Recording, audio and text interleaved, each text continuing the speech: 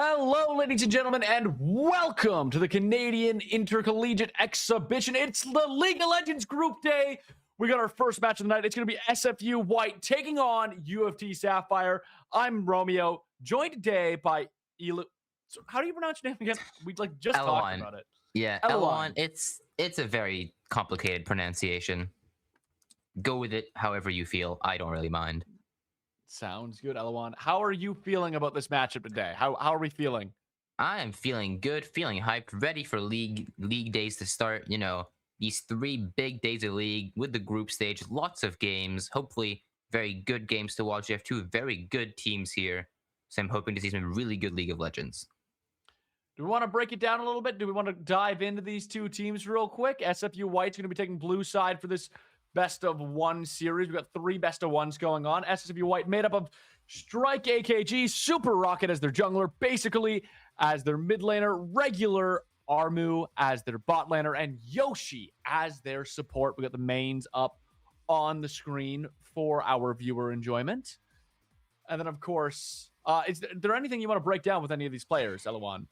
Yeah, I mean, as you can see, these people, while the roles are indicated here, they are allowed to swap roles and might, seeing as their mains, you know, brand top, not really the most popular top laner, so probably playing that in another role. Poppy jungle is playable, but also playable in support. So, like, a lot of, like, flexibility in these picks as well.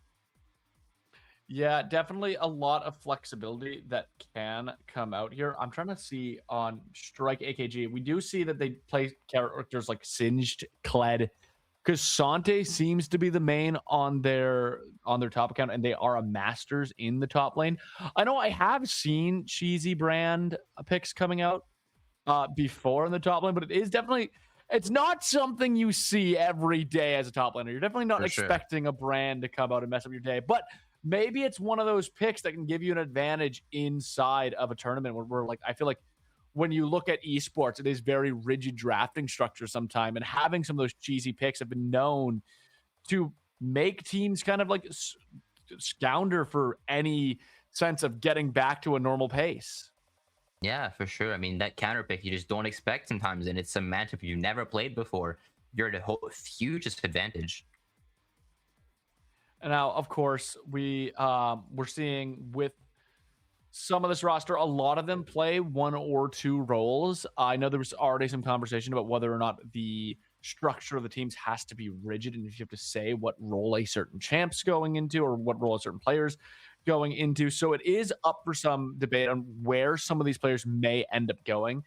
I believe more so on the SFU side than the U of T side. But speaking of U of T Sapphire, let's go ahead and take a look at these players. Who you got for us?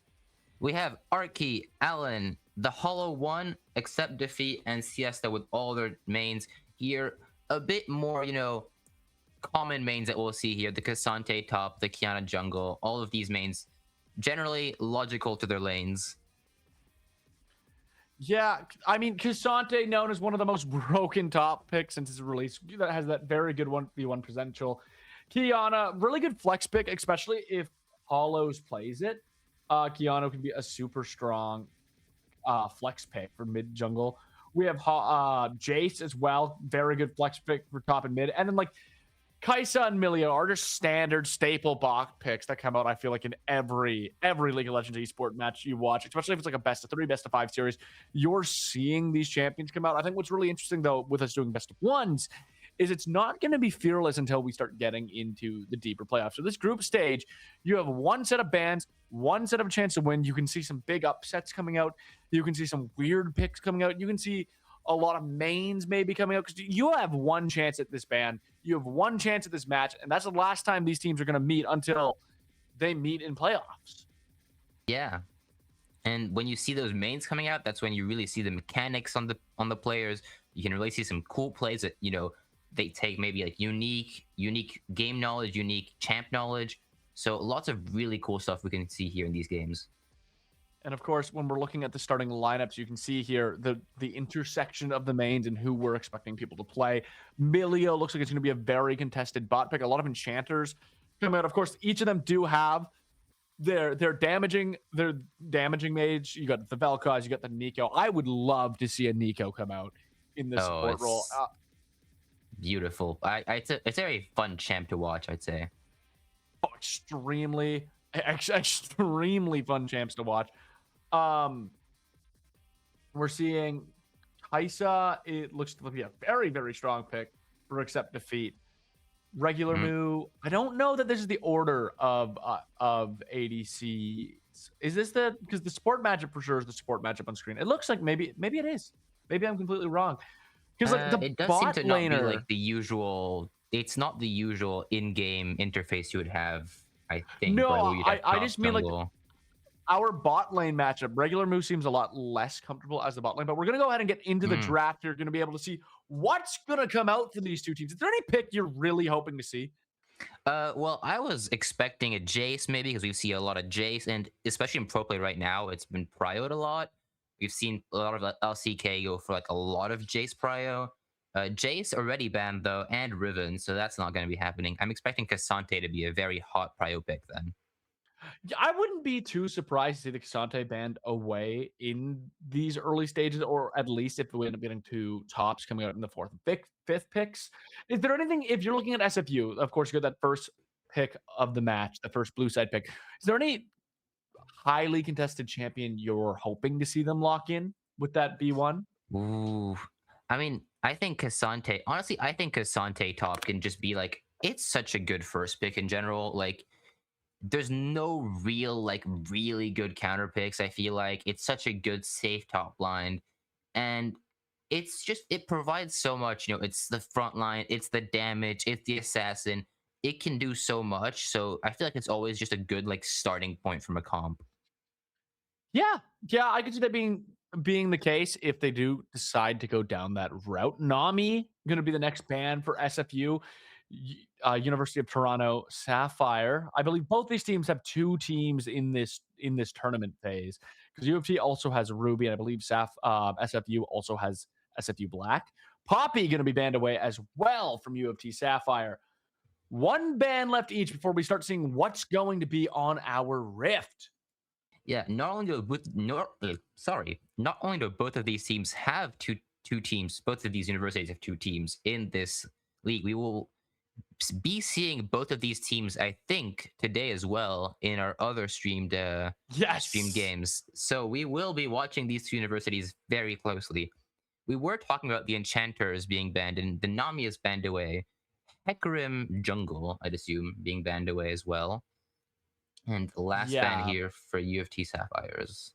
I'm actually a little surprised to see the Hecarim pick banned away. I feel like I have seen Hecarim do very well in pro play, but he's very hit or miss sometimes. So seeing that go, Ari, if that ends up being it, I'm not surprised. Of course, Cuts is the one who mains Ari on the side of SFU White.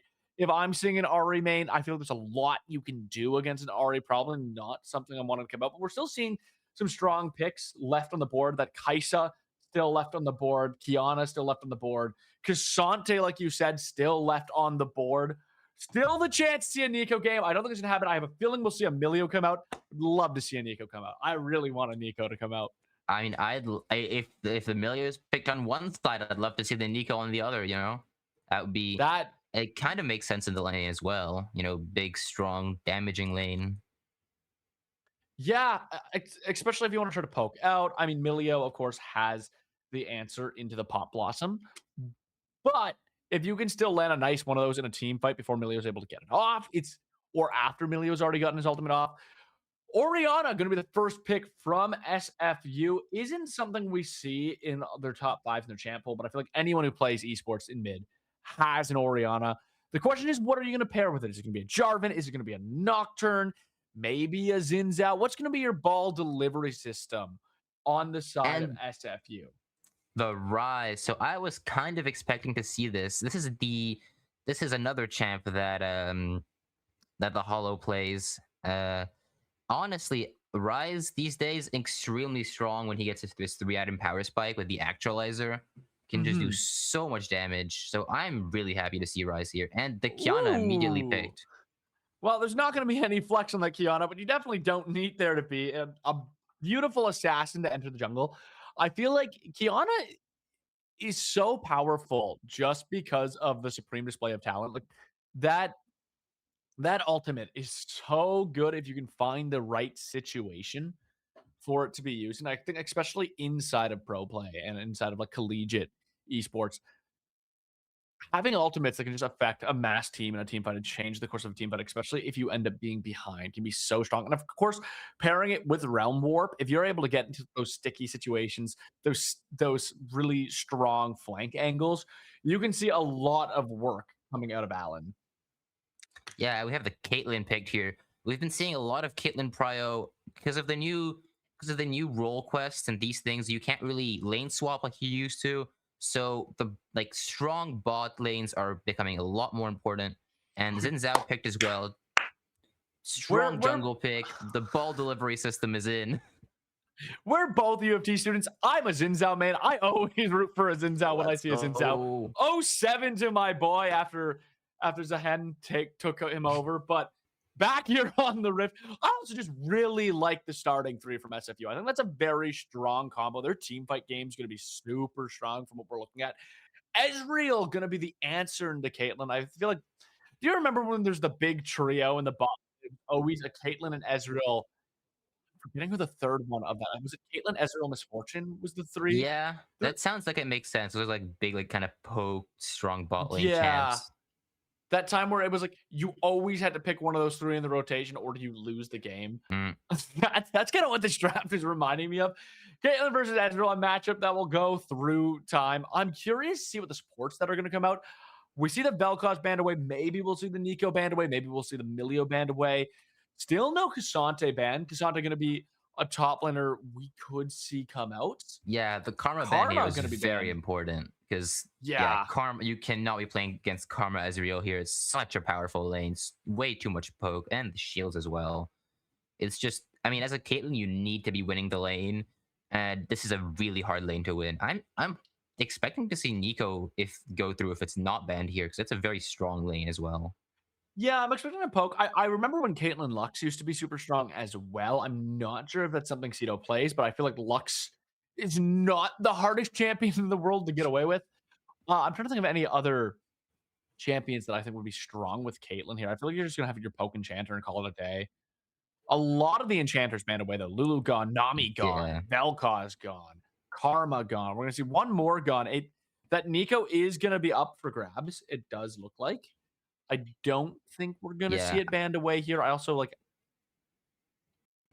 Ambessa. I do think that Cassandra pick's coming. yeah. It's one of the most played matchups into it, and the Nico here it is. Let's Nico Ezreal. go. I'm What hoping a to see some vibrant clean plays. combination. Yeah. Yeah. I can't wait to see a wolf sitting in the jungle and just waiting to annihilate Zinzao. You need a good enchanter here. I just don't know who they're gonna lock in because I feel like Zinzao, Caitlyn, you need another enchanter to go with that, and then just like a strong top laner. I think Santa could be a really good pick to round out the team. I'm Morgana. realizing that's a UFT pick. I like playing with a Morgana as Zinzao. Maybe you can speak Okay. a little bit more to the synergy between Morgana and Caitlyn. Yeah, I mean Morgana Caitlyn, you get the root, you get the bind. Morgana's very well known for having incredibly long CC. So Hmm. Caitlyn can just put her traps down, get all those headshots off. So I mean that makes sense. But it's not necessarily an easy bind to hit. So you've got to first hit the bind before you can really pump out the damage. Versus maybe an Ezreal and Nico are going to have an easier time poking you out. Yeah, and I mean that's going to be the nature of this bot. It's probably going to be a little bit bloody, but of course both teams have the ability to kind of play out if they need to. It looks like we're going to get a singed. Singed top blind as well. Oh my. I don't love that. I like the rest of SFU's comp. I know Singed is a bit of a comfort pick Mm, for Kevin, but I just don't know that it fits the team identity here. Aatrox yeah. looks like it's going to be the answer into it. I feel like Aatrox fits a lot better into U of T's comp than Singed into SFU's. I think it's a little bit. It's ambitious, is I think the word I want to go for. I can see how you would play with it, but I do think it's a little ambitious. Yeah, I mean the Singed pick is like Singed is one of those champions who's like you can't really understand Singed mains unless you're a Singed main, I think. They're like kind of wired slightly differently. So maybe they see something that we don't see, and we're already into game, playing with the new rune, the Deathfire Touch is what it's called, right? Which like I didn't even. burns people. Was that like this patch that came in? Yes, I believe so. That is, that's going to be interesting. What can you break down what that does for us? Just for any people who aren't aware of this new rune. Yeah, like me. for sure. So 2 new runes got added, so which was Deathfire Touch and the one that is on Oriana, which I actually do not remember the name of. So Deathfire Touch is basically it's basically like a main rune Scorch, if you know what Scorch does, which is basically just a burn on ability hit. So it's really useful on champs that want to like burn. So like, you know, Brand, Singed. We see it on here on Rise, which is interesting. On Ezreal, because AP Ezreal is also like becoming a thing again because he buffed his ratios. And Singed here is taking some pretty big trades. Yeah, Singed already chunked half. The Ignite gonna go off though. Looked like he was ready to commit to the fight. Not going to go through with it, but does burn the flash of Aatrox. We do see Qiyana and Xin Zhao both starting on this side. Potential for an early gank. I hate to see it because it would completely ruin the tempo, but it looks like with them both pathing away, the Aatrox Singed lanes are going to be left to fend for themselves for a while. Yeah, and this bot lane is very scary. Yeah, very low Caitlyn here. Caitlyn super chunked. One more ability will probably, and the level 2 going to go first over to Siesta and they can defeat. UFD looking in a good spot for the start of this lane, but I think Zin's clear is a little quicker than Qiyana's in the early game, which means Zin should be able to get there first. And if the wave state's right, being there first between these two teams can be the difference maker. A huge bind, though, coming out from Morgana. The trap going to go down a lot of damage. Forces Ezreal, forces Nico to flash. Ezreal stepping forward, trying to claim the kill. Is he going to get the first blood? Going over to Yoshi. The Dick going to kill Caitlyn right after. It's a 1-for-1 trade. 2 minutes. Yeah, Yoshi has hit both of his bindings that we've seen for like in this lane, which is insane. This is still bad for regular Mu though, because he gets the kill, but Ezreal gets the kill back with the new rune Deathfire Touch, which slowly burns him like with that little sliver of HP he had left. And he's losing that whole wave, so Ezreal gonna come back with a much better base. Yeah, it's very painful to watch for Caitlyn here, especially because he didn't get the kill. It's going over to Morgana. She's going to be down a bit of gold going in to the lane phase back, and that's always a rough position to be in when you're the ADC. Yeah, your team gets first blood, but now you're going to be doing a decent bit less damage. Now, of course, we do have those poke supports. Morgana's still going to be doing a sizable chunk of damage. Might help her get her item a little bit earlier. But it's a bit of a scary position to be in. Meanwhile, in the jungle, Alan and Super Rocket going to be meeting right towards that lane. A 3v3 potentially breaking out. Rise on the rotation. Oriana going to be following. Not a lot going to break out here, though. Just a lot of damage going on to Yoshi. Yeah, we're seeing a very, very good bot lane 2v2. Honestly, the mechanics here are really clean. We're seeing a lot of spells being hit, a lot of bindings being hit. Ezreal's hitting a lot of Qs. As Caitlyn's getting her traps down. So honestly, this is a really good lane to watch. Yeah, and you imagine it's just going to be this bloodbath, a very heavy poking lane for the majority of this game. Top, of course, could have a couple plays here and there, but I think you're really watching this bot lane. The net to push themselves forward, trying to get on, accept defeat. Taking a lot of minion damage, though. Finds Siesta, but goes down. Now just Yoshi and accept defeat in that bot lane. Topside, Super Rocket once again defending the gank. Super Rocket doing a great job of counter jungling this Alan. He's gonna land the Wind Lightly, goes in and finds the kill on Arky. Beautiful mechanics coming out of Super Rocket to claim the 3rd kill for SFU. Yeah, that was really nice. Arky tried to backstep it a little, but actually ended up kind of walking into it. I mean, it's always hard to dodge these spells. You know, you think if I walk forwards, he's gonna predict my movement. But if he predicts the backstep, you're also in a rough spot. This is really good for Super Rocket because he did get double crap and he is slower on the clear bag. So the extra gold is going to be really important for here. And he also backed, which Alan didn't do. So if they ever have a 1v1, this is going to be a heavily Xin Zhao favored. Yeah, and both of them once again going to meet in that bot river around the same timing. This time Qiyana will be there a little bit earlier, but like you said, no items to Qiyana, going to be significantly weaker going into that bot 3v3 if it does break out. And I think if you're Super Rocket, you're going to want to try to push that tempo. The only issue is Ezreal, 15 CS up, a kill up, is there with Sheen. Yeah, and tier, so he's spamming those spells. Basically missed the cannon! Don't call him out on it. Basically, no! That's 100 gold down! Oh, that hurts. That hurts. Yeah, speaking of basically, oh. I mean, this lane, the Orianna Ryze matchup, you actually expect Orianna to be pushing quite a bit more. Basically, he's been getting pushed out. Arky not finding the cancel there. The Hollow has been pushing a lot in this lane, which is really bad for the side lanes of SFU, because you never know when he's in fog, if he's ulting bot, ulting top. That makes it really hard for SFU to play aggro. Yeah, and I think basically we'll probably start finding more of an advantage the more Xin starts going, especially once Xin and basically are both level 6. It's just whether that's going to happen soon and we're going to see Super Rocket play there, or if he's going to keep counter jungling Kiana is yet to be known. We do see an early drag take happening as Alan going to be landing a beautiful stun on regular Moo, who's 1 HP. Yoshi now getting stunned up. Dragon to 1300. It's going to get stolen by U of T. And now Xin going to go down. Yoshi going to go down. Orianna going to follow. It's only going to be regular Moo who's able to get out of that alive. It's a big blunder from SFU. Arky tries to go for the Q3 but gets rolled over by the Singe, and he cannot chase him here. The poison with the ult ticking is just way too much damage, and Singe ult does so much damage. No. He's on a ward here. He's kind of in a weird position. No, Kiana marching her way up, running past everything, trying to find Singe, who's now hiding in that top bush. Singe knows he's going down, is going to try to find the execute. He does get the execute.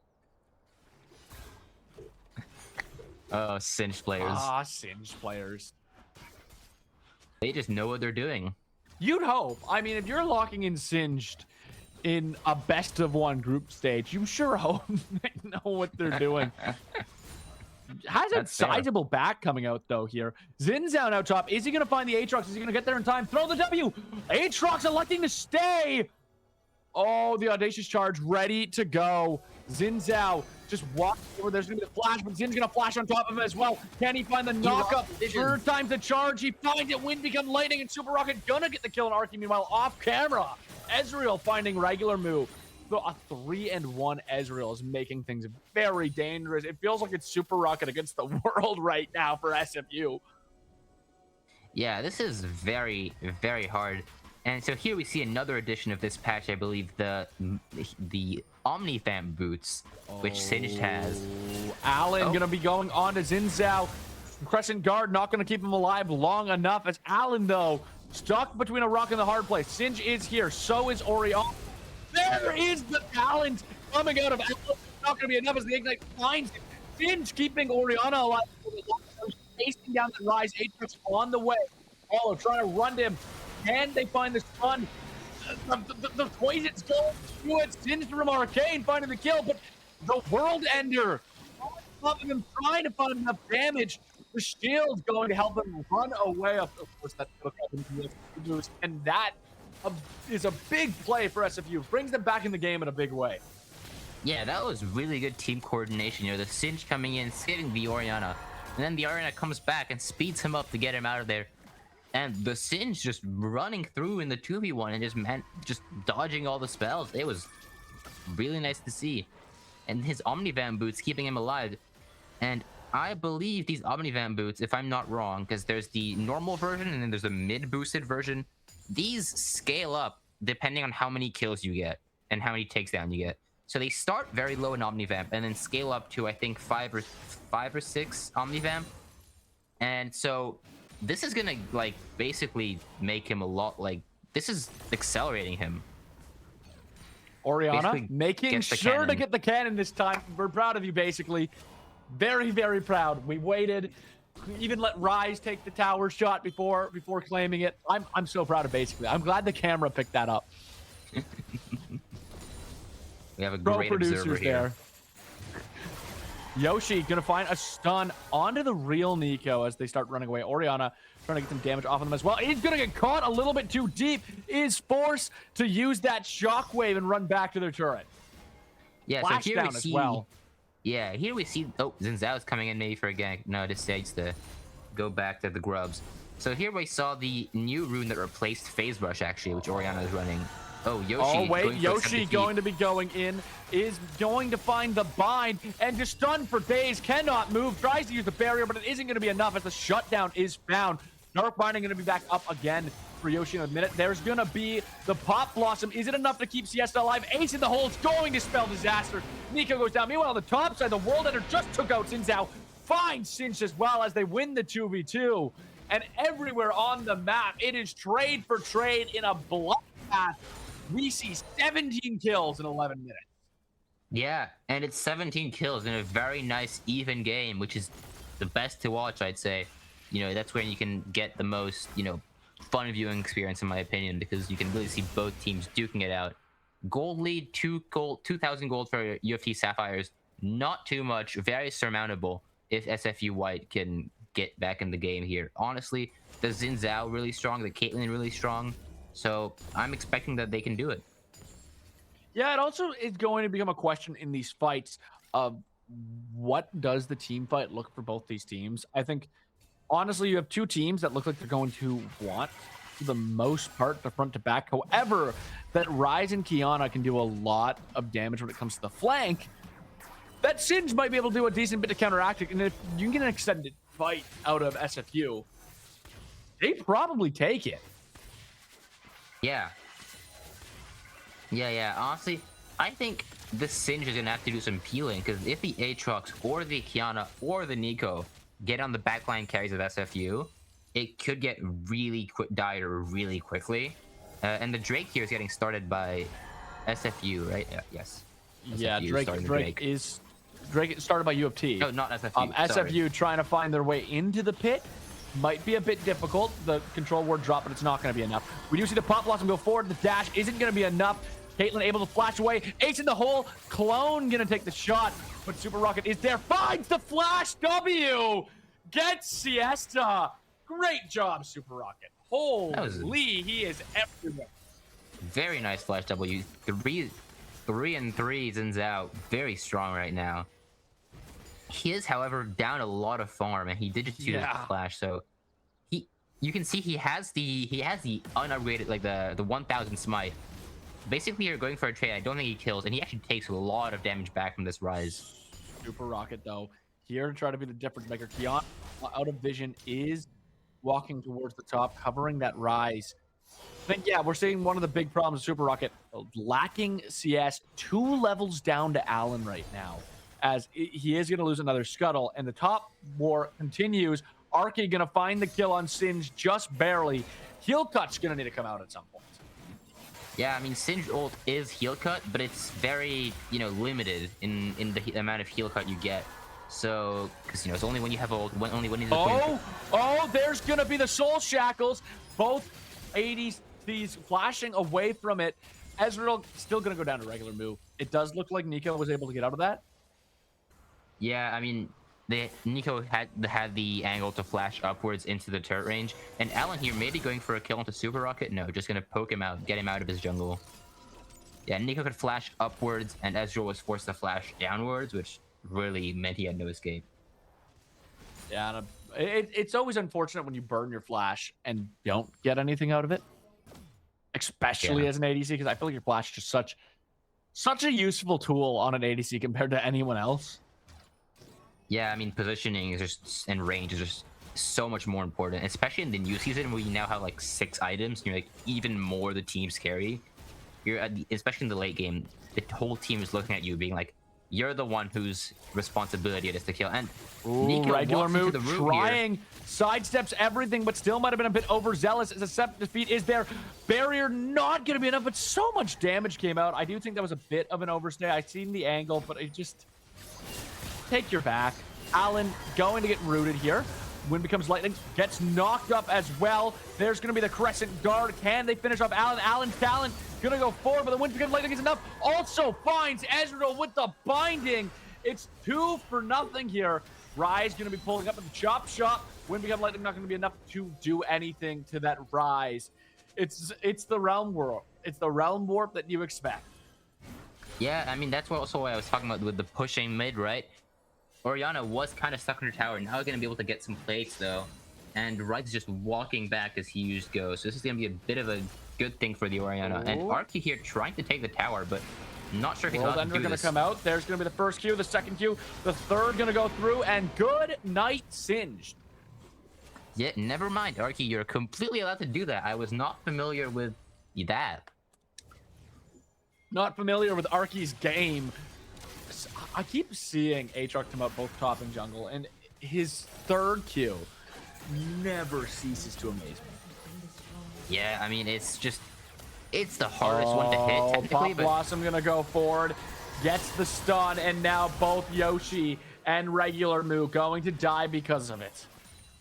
Yeah, I mean, you could argue that maybe if the stun comes out a little earlier, they can survive, but because of Alan coming in with the blue smite, like right in the jungle, he's so fast, and the base cancel here does not go through the hollow. I think he tried to Q him and hit the minion.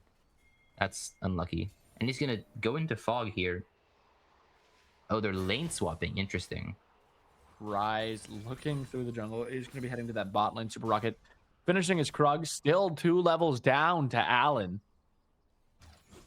Yeah, give us a breakdown here across the board. What are we seeing with any interesting items, any interesting CS differences? Yeah, I mean, I think Arky here is the big point for UFT Sapphires. 2 items on this Aatrox. He's going to be very scary. He has the Hysterics Gauge, which is going to be very good for team fights especially.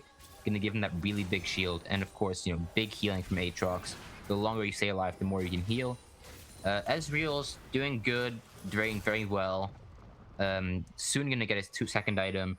Caitlyn, very strong, soon gonna get IE. We saw in that ball lane how much damage regular Moo was doing to the Ezreal, even though she eventually did lose the 2v1. She, like, regular Moo nearly killed Accept Defeat in that 2v1, which was really surprising for me. Oh, Alan gonna fall.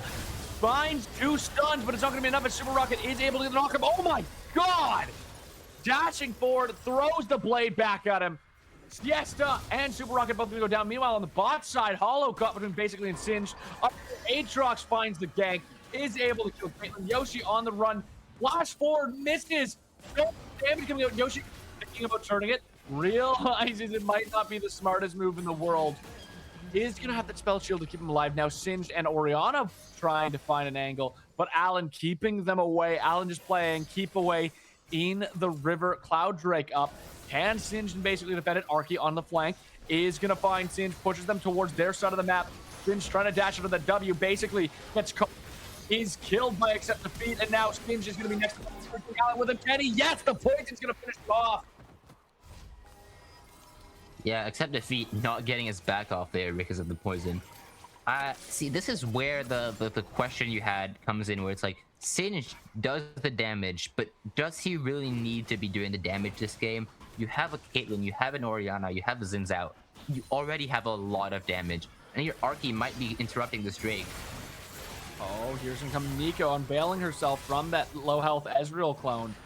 Meanwhile, Hollow coming into the top side of that river, pushing Super Rocket, Yoshi, and regular Moo out of the pit. Arky standing in the pit. Super Rocket trying to get the dragon to do some damage. Now with the dragon started up, it's used for UFC to start forcing SFU into this fight. Orianna and Singed still coming there from base, and it looks like it's going to be another dragon that SFU is forced to drop. UFC going to be 1 dragon away from Soul if they don't find a way to claim this. Super Rocket is walking up, maybe going to try to go for a steal through the wall with his W, but the dragon has been pulled out. They're just walking in at such a weird angle. Dragon going to be claimed. No more reason to fight, but it looks like UFC is going to try to engage on them. Nope, going to get pushed back. It's a nothing play. UFC, though, on Soul Point, 1 dragon away from Cloud Soul. What does Cloud Soul mean to UFT's team? I think what I'm seeing is 2 things. I'm seeing the Aatrox ult is going to be now not only a huge... My god, that Ezreal ulti. It's going to be a huge attack damage boost, a lot of damage. but it's also going to be a huge mobility tool. And Oh, here, Alan maybe- jumping onto Yoshi. That spell shield going to keep him from being knocked up. Able to flash forward. Stun going to miss. Root on the Caitlyn trap. There's going to be the Dark Binding. Isn't able to get the Soul Shackles off, but it might be enough to get Hollow down. Pop Blossom going to go forward, but the Crushing Guard is going to stop Zin taking a lot of the damage. Siesta goes down by being a little too far forward. Accept defeat, forced to run away. Singed trying to stay on top of them. Ace in the hole going to go forward. Finds Alan. Alan going to go down next. Arky now being pushed from the pit. Singed able to do enough damage to help Oriana claim the kill. Now accept defeat. Sprinting right back to his base, but Singed on the chase. Singed says, I'm coming for you, Ezreal. Is able to get him under that turret, but Ezreal showing that true shot barrage is able to pull one back for U of T. Yeah, I mean, this is where, for example, if SFU had Cloud Soul, that Sage would be going extremely fast. He'd have caught the Ezreal in no time. So that's one of the, like, Sage is one of the big winners. And here's Super Rocket looking for a playmate, but going to just back off. And the other last thing I think that is really interesting with Cloud Soul is the Rise ult, right? They can Rise ult in and just have a huge movement speed boost on Rise with his Ghost and his Flash as well. He's going to be very immobile. Oh, here comes Nico posing as that Aatrox, basically going to be caught a little bit off guard as they're forced to run away and burn that Flash. Another Flash down, Baron up. This is going to be the objective. Both teams are posturing around. A Baron for U of T could potentially mean the winning play of the game. Right now, we do see both these teams. There is a 3,000 gold gap. Soul advantage is going over to U of T right now. But that Baron objective could make or break this game for both of these teams. Who do you think is stronger right now? Because this is an interesting question, I think. I think U of T is for sure stronger. Oh, there's going to be the pick on a Yoshi. Yoshi has nowhere to go, nowhere to run.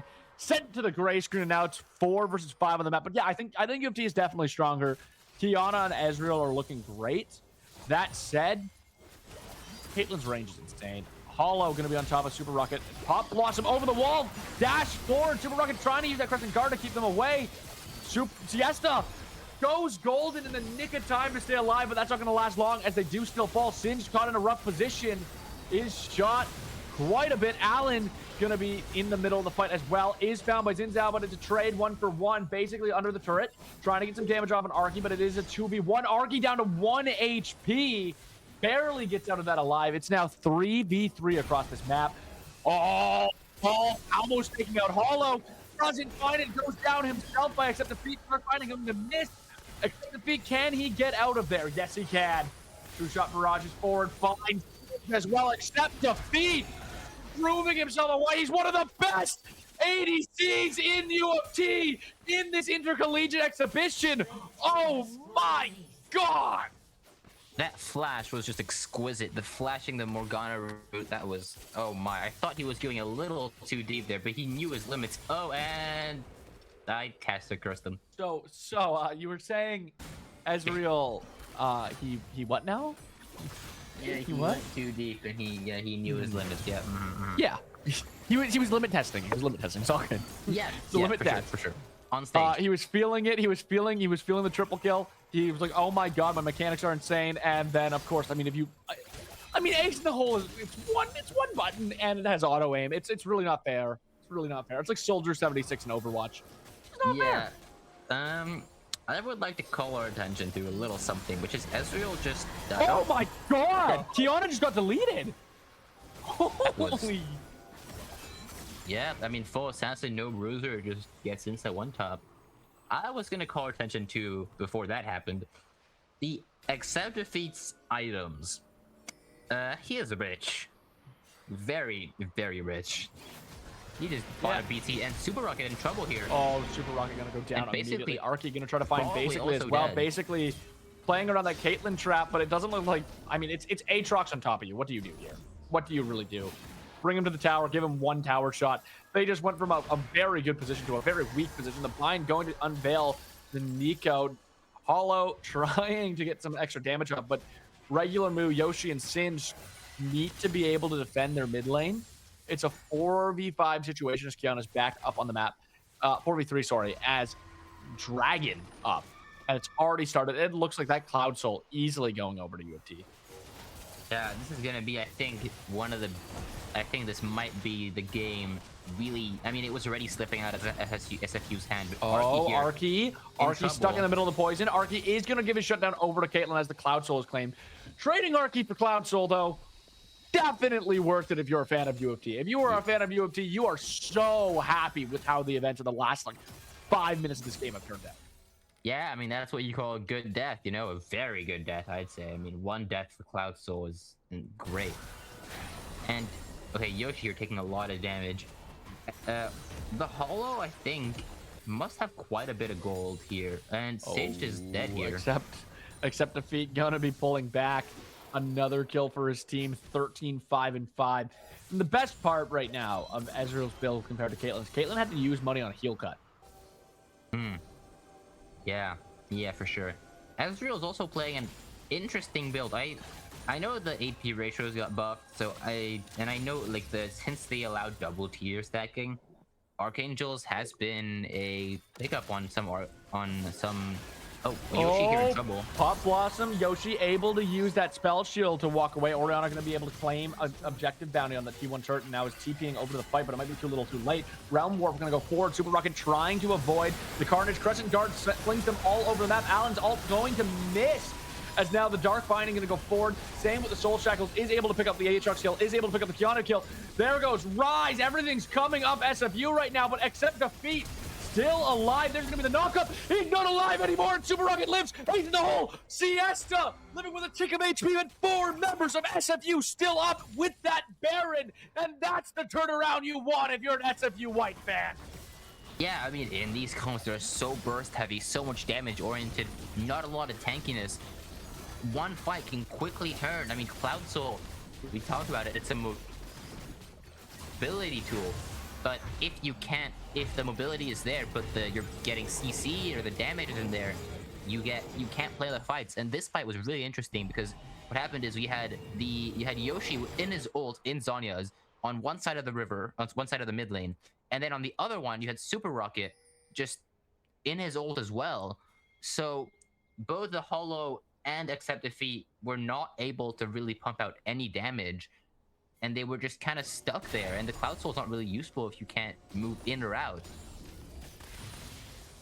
Yeah, and like it becomes one of those things where it's like there's not a whole lot you can do with the Ezreal in that position, and he's been so used to outplaying that instead of backing off, he still tried to push the tempo, and it became a bit of a rough situation, a little bit of a throw for U of T, and now they're going to make up for it as Arky comes over the wall. Regular Moo goes down immediately. Yoshi going to find a huge Soul Shackle, but it's not going to be enough to keep them alive. Now Super Rocket in a rough position, basically on the run, but basically can't get far enough. Singed is really their only hope as they're losing all their Baron buffs one by one. We see pings going out to that mid T3 turret, maybe an inhib here for U of T, unless Singed and Super Rocket are able to defend it. Yeah, I mean, Accept Defeat just finished his Archangels as well, and Rise finished his Actualizer, so really big spikes here for UFT Sapphires, and I think if SFU want to win, they need to play front to back, but at the same time, front to back isn't perfect, but it's better than getting flanked by an Aatrox, right? 100%. 100%. That flank angle, by the way, by Arky was absolutely nasty. That was nasty. Played out of the vision, goes over the wall, World Ender, Q, and just putting SFU's Baron Dreams in tears. And now Super Rocket gonna get caught very badly. Pop Blossom, they're just using everything on him. Xin Zhao going to go down. No objectives up, per se. Elder's still 2 minutes away. But it's definitely not your favorite position to be in. Now you're defending 4v5 at your inhibs, and if the inhib's going to go down before Elder, ooh. Yeah, and also, as a jungle player, I feel so bad for Super Rocket right now. He's nearly down 100 CS, and his jungle is just illegal right now. He cannot go in there. So he's close to not horizon. farming. Oh, yeah. This feels really bad as a jungler, because you're here to defend the lanes, but at the same time, you're not going to be stealing the lane farm from your ADC or your Orianna, but you also can't go farm your jungle. So it's a very rough situation to be in. Yeah, it's we're both jungle mains, and you just feel the torque, especially like a Xin Zhao, where like you're an early game champ and then you're a peel, and you're at that stage where you were ahead in the early game, but there were I hate to say it, 3 losing lanes. It's hard to play when it's 3 losing lanes in that early game. And although all of his teammates have come back in these team fights, he's now still left in the middle, just wandering, trying to find knockups. He keeps trying to find that Ezreal, but he can't get deep enough most of the time. He's kind of left to the fate of just peeling for his ADC and hoping and praying that they're winning the fights and just out mechanicking U of T, who are 7,000 gold up. Yeah, but I mean, if you look at the items, Singe gets a clone. Yeah. If you look at the items, though, Caitlyn is very strong. 5 completed items, so maybe the peel for the AD carry part works. Orianna also has a completed Rabadon, so honestly, SFU down in gold, but not that down in item completion. I think a lot of the lead is on Qiyana, actually, over Xin Zhao. Yeah, Qiyana definitely has a lot of the lead, especially in that, like you said, 100 CS difference. That's like 7 kills. Okay, Singe is just the tank of all tanks. But Arky on a flank angle, Trap gonna catch Allen. A lot of damage to Allen right out of the gates. Allen does go down, but the pop blocks, I'm gonna find 2 of them. Super Rocket able to help find the Nico. Arky in the backline. 4 members jumping on top of him. The dog pile works as Arky goes down. However, they lose Singed and Super Rocket in the process. It's now a 2v2. It is Ezreal and Ryze against Caitlyn and Orianna. The bot in the mids, ace in the hole. Hollow gonna take no damage as that shield comes forward. Accept defeat versus regular mood. You can put your money on accept defeat to win that 1v1.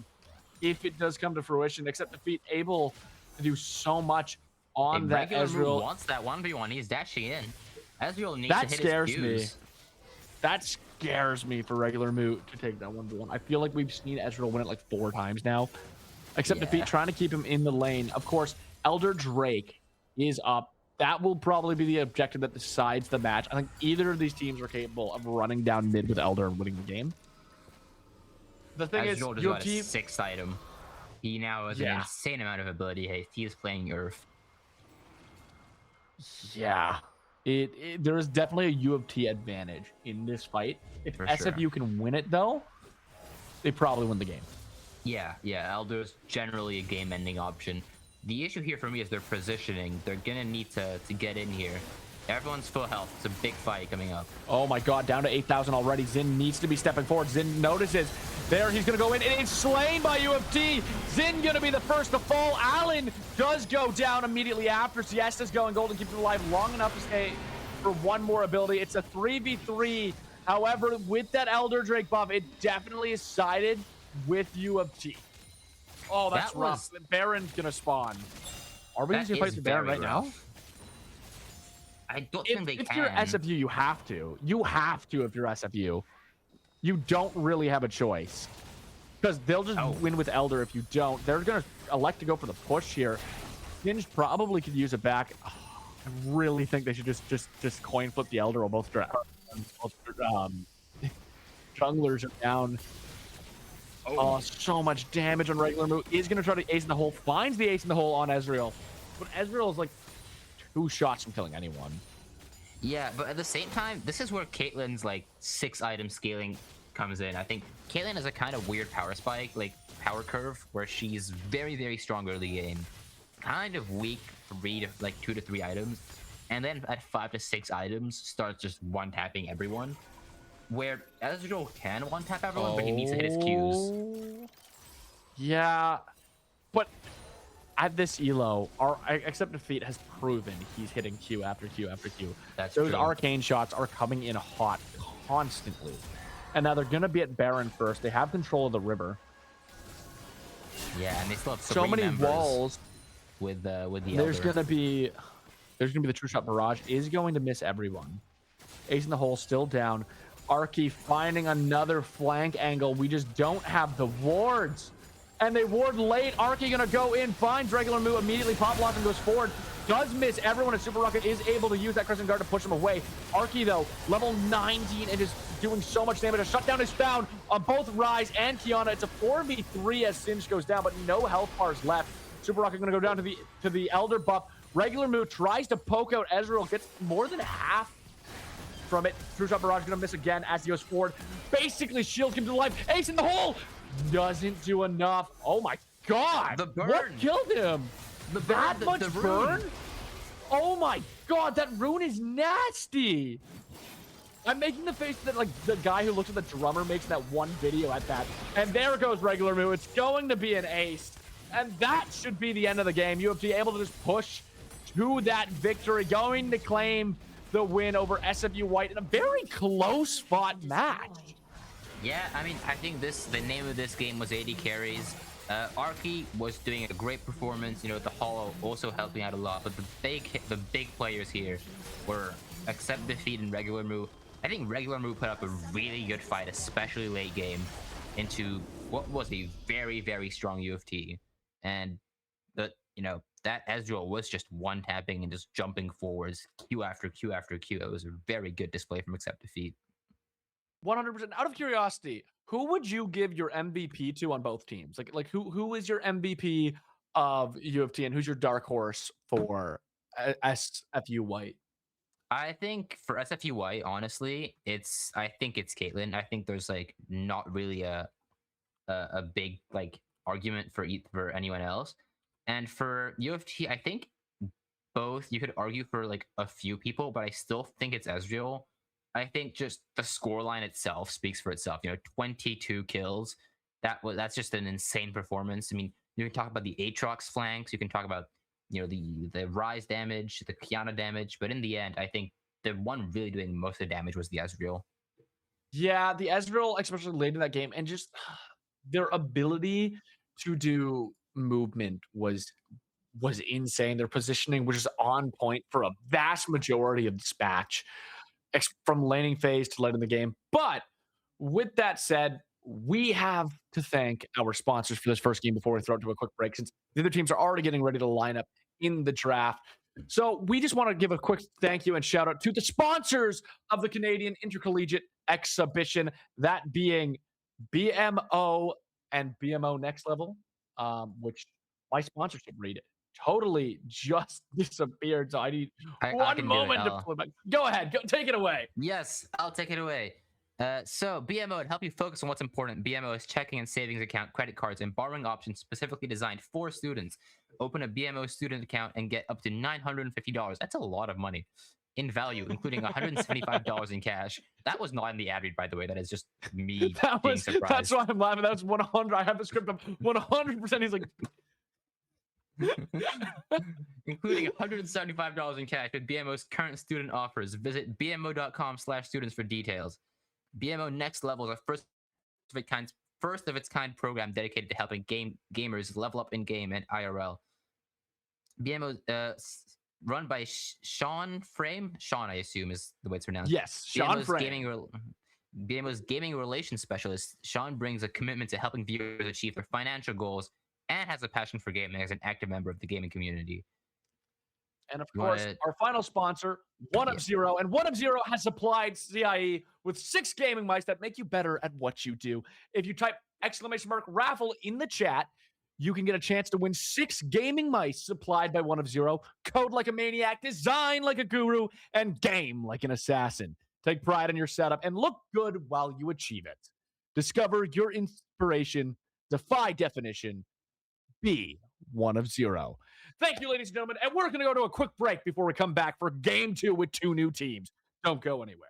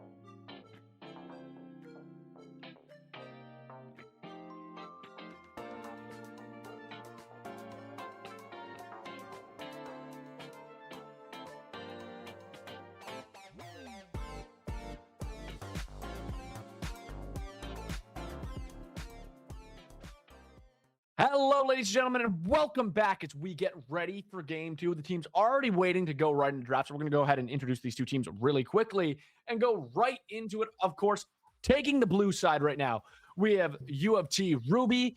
This team features KIE, Masquerade, Snow, Kabuku, and Introvert Giraffe. On the other side, our starting lineup is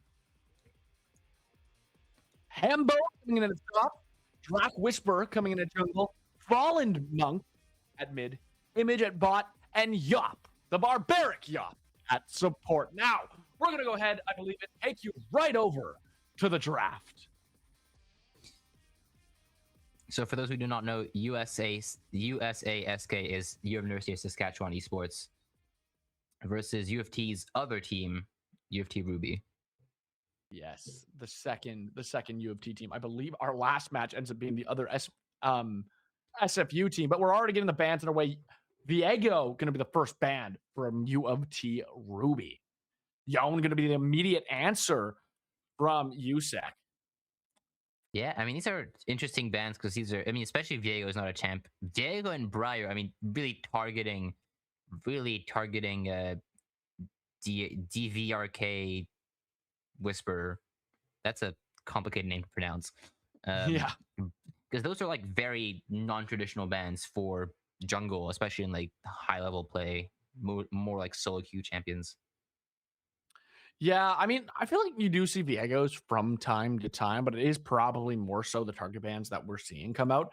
Draven going to be gone next. Alawi going to be gone right after that. You're right. It is kind of a very solo QE bans we're seeing coming out from Viego is like the most like Viego is pro play, but like you don't like it's not like a first pick champ. It's very much like you need your entire like team comp drafted around Viego kind of thing where he needs his resets and like you need to one shot someone.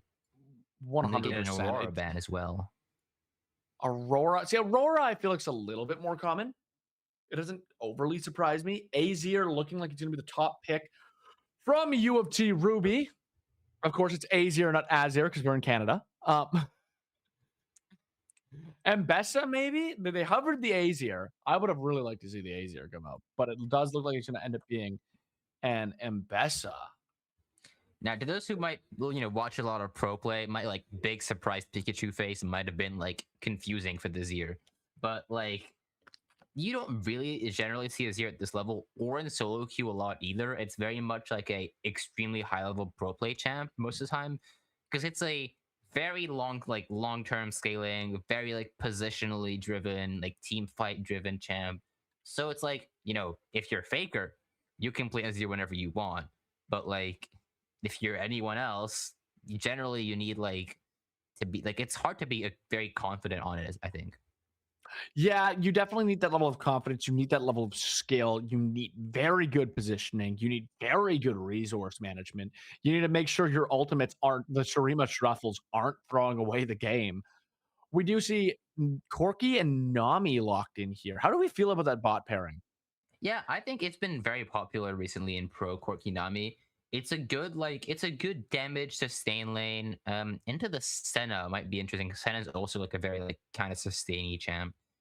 It's a strong bot lane. It's no like Azrael Karma, but it's just a good like all around pairing. And we have a Vlad here, which might be signaling an Mbessa jungle. Mbessa jungle? Well, I imagine that's a Vladimir mid. Yes, that would also work. They could do something weird as well, where you go like Vladimir ADC, Senna support, go super scaly. I have occasionally, and this is really rare, seen Mbessa supports when you're trying to confuse the other team, which in best of ones you could be doing. I guess it's worth mentioning Ruby did win their first match of the night. USEC going to be down 0-1. They want a win here to try and stay competitive in the group stage, make sure they're going to get good seeding for playoffs and make the playoffs. Trundle going to be the answer right now. Don't know if that's Trundle jungle or top, but I think Trundle's a great answer to both Mbessa and Vladimir. Yeah, I agree. I mean, into Vladimir, I'm assuming when Vladimir pools, he can go under the Trundle pillar. This is something I'm not very sure about, but I'd assume it's like does it still count as like an obstacle, like a wall that he can't go through? No, I don't quote me, but I think you can pass through it. I think the big thing with this matchup is Trundle can usually out damage him when he goes to heal, just because of Yeah. how strong Subjugate is. Subjugate is a ridiculous ultimate if you can use it right. Yeah, I know. I mean, I would tend to agree. Kali band and Yasuo band, who's now we're transitioning to mid lane bands. I wonder if this is Yeah, I wonder if this is farming Senna or support Senna. I've seen more farming Senna recently. yeah, farming. I imagine it's support Senna because I've personally been seeing more support Senna, but I wouldn't be surprised either way. I have a weird feeling there's a chance we see a Vladimir Senna bot combo. I don't think we will, but I wouldn't hate it. It'd be fun. It'd be really fun. That would indeed be fun. We're gonna have to find But the out teams are shortly, here to though. win, not to have fun. Hey, how do you win a best of one series? You confuse them. You're only playing against them once. If you have a brilliant strategy you're taking into a best of one, they they can't do anything about it because they can't learn to counter it in one match. Malphite gonna be locked in. Once again, probably a Malphite top, could be a Malphite jungle. We have this Yeah, I flex mean, going between Trundle, Malphite, even Corki, like could go mid, probably not, but could go mid. yeah, I mean, it is one thing I'm worried about. It's like the damage difference. Oh my god, What is this UFT team comp? Ruby is playing something. Silas. I mean, I play Silas jungle, so I can say those are some good ults, especially Malphite ult. But that is a very confusing team comp. So Maybe it's the Vlad is bot. unless you do Jay Senna, but it probably is Vlad Senna bot. Unless you made Silas your support and you Silas go support farming is an Senna, actual Silas like support. kind of thing. It's either Mbessa Silas jungle. The Fury going to be the answer. It's probably Vlad Senna. My guess is Silas jungle, Jace mid, and Mbessa top. Yeah, Maybe. I mean, I would go for Jay Smith, Vladimir top, and Bessa jungle, Senna Silas bot lane. That that is it's so bizarre. I mean, to be fair, Mm, neither of these team comps are overly standard, but USEC you can kind of like see where they're coming from. yeah, I was scared for USEC because I was like, Whoa! Silas top into the Malphite. yeah, You I have mean, the best ultimate you could in that matchup. And Bessa is going to be their jungler. Jace going to be their mid laner, and it is going to be that Vlad Senna bot lane. And already a fight breaking up. You want to walk us through what these matchups will look like? so I mean, I'm gonna be honest. This bot lane matchup, I have no idea. It's a very like Corki Nami is a poke lane kind of. It's a strong sustained poke lane, whereas the Senna and the Vladimir are gonna have a lot of like healing. And I mean, it's looking like it's going very well for now. Introvert Giraffe doing a lot of damage. Jace and Nefiri is going to be a very like assassin kind of matchup. If Nefiri can get on top of Jace, she wins. If Jace can stay at range, he wins. And then the top matchup is the biggest winning differential matchup in the game every patch, I think. In any role. So basically, I think Silas has a 58 or 59% win rate into Malphite in any role they're like compared in. So I mean, yeah, the ulti is the really important part in that matchup. Basically, you're just a much better Malphite. Oh, the level 2s are going to come through here, but a lot of damage already taken. Introvert Giraffe is going to find that stun. Yop, though, just too good of an enchanter support right now.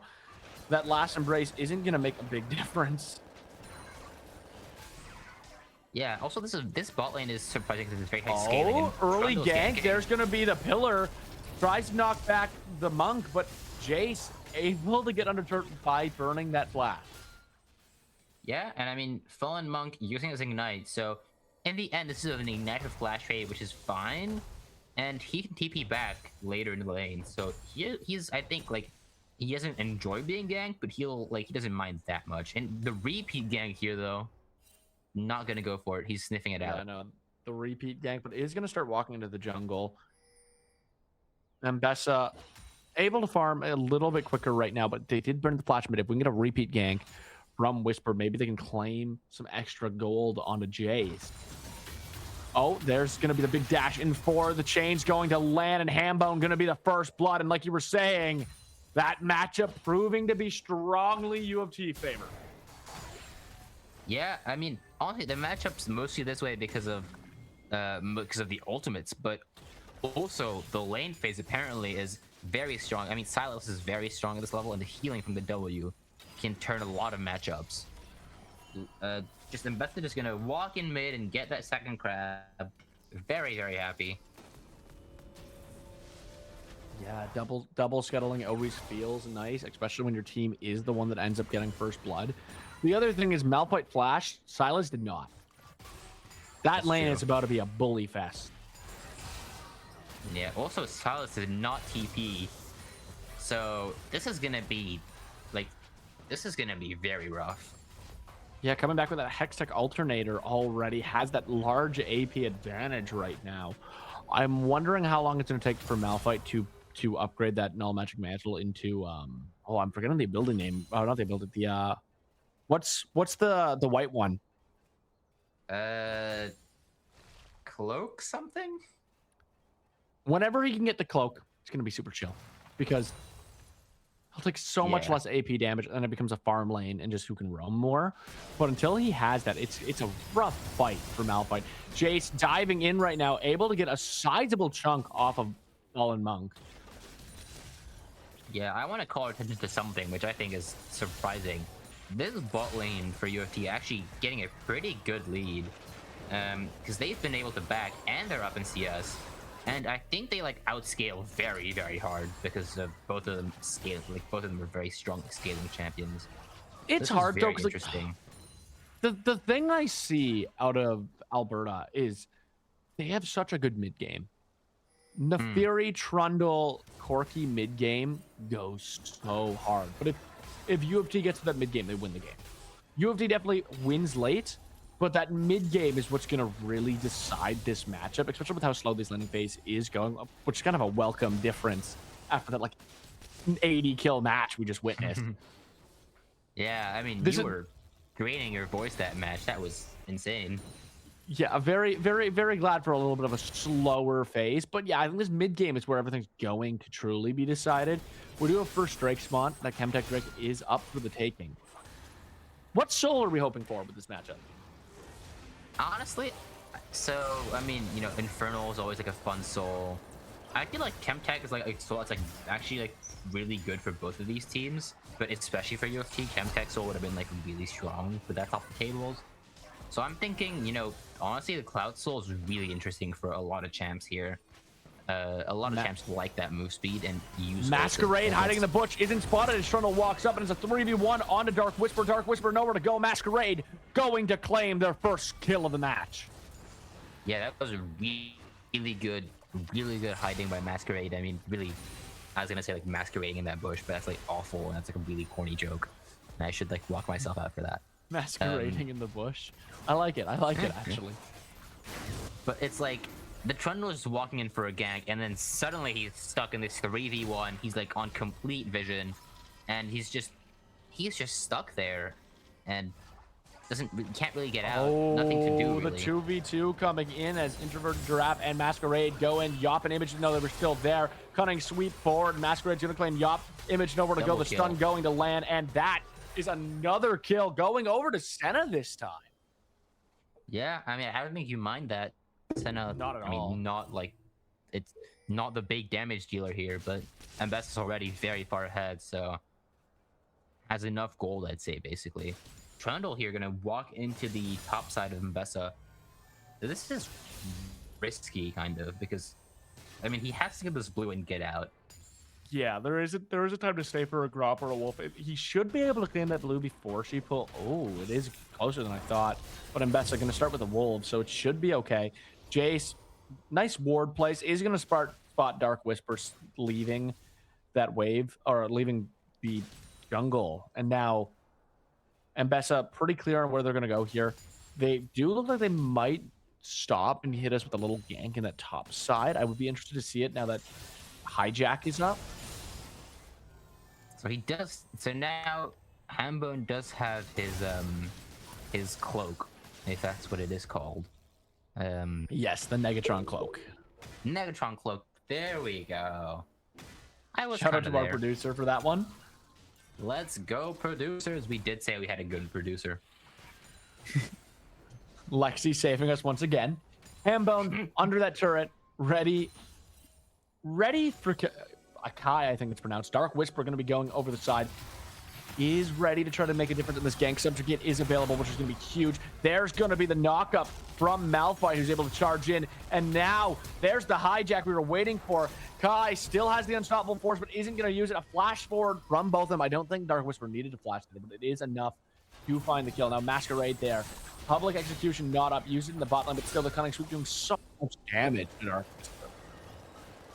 I mean, I assume Kai knows his limits better than I do, but I feel like he could have Silas ulted in and maybe traded 1-for-1 with Hambone because he was really low. I'm not sure why he didn't. There's gonna be the stun. Senna tanking the turret for days, but it is gonna result in a double kill over to the Corgi, who finds the shutdown. Yop does go down, giving Introverted Giraffe another kill, but Image is the one who pulls far ahead after that skirmish. That Q through Image that hits Yop. That was just right there, just right in the intersection. Yeah, super ambitious. And like usually what you see is Vladimir will be the one who engages so we can W that after a couple tower shots. But Senna tanked the full thing and both of them end up dying as a result. Yeah, a little too greedy because they had the advantage. They tried to push it a little bit too far. They are up in CS still. That's gonna be a bit of a smudge on the record. Yeah, it's definitely not your favorite play in the world, but we take those. Maybe targeting the Corki might have helped a little bit. Of course, Corki has that Valkyrie to fly away if he needs to. And that's the thing that makes a Corki Nami lane really hard to push an advantage in. They have such good disengage. This is something I hadn't really thought about because I don't really play Silas top. I only play him jungle. But it's hard to kind of hit the tower because your passive autos are like gonna hit the Malphite, so you're gonna take aggro. So it's kind of harder to get these tower platings with like the amount of push he's having, which he generally would have more. Yeah, it's never your favorite thing, but in that being said, Malphite's then stuck in that lane with you for so long.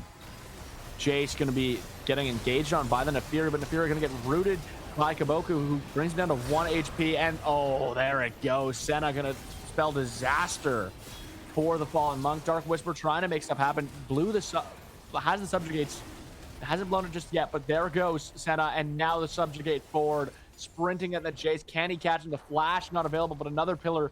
Jace flashes to his turret, and now the fight's turned. Dark Whisper forced to run away, gets chunked out very hard.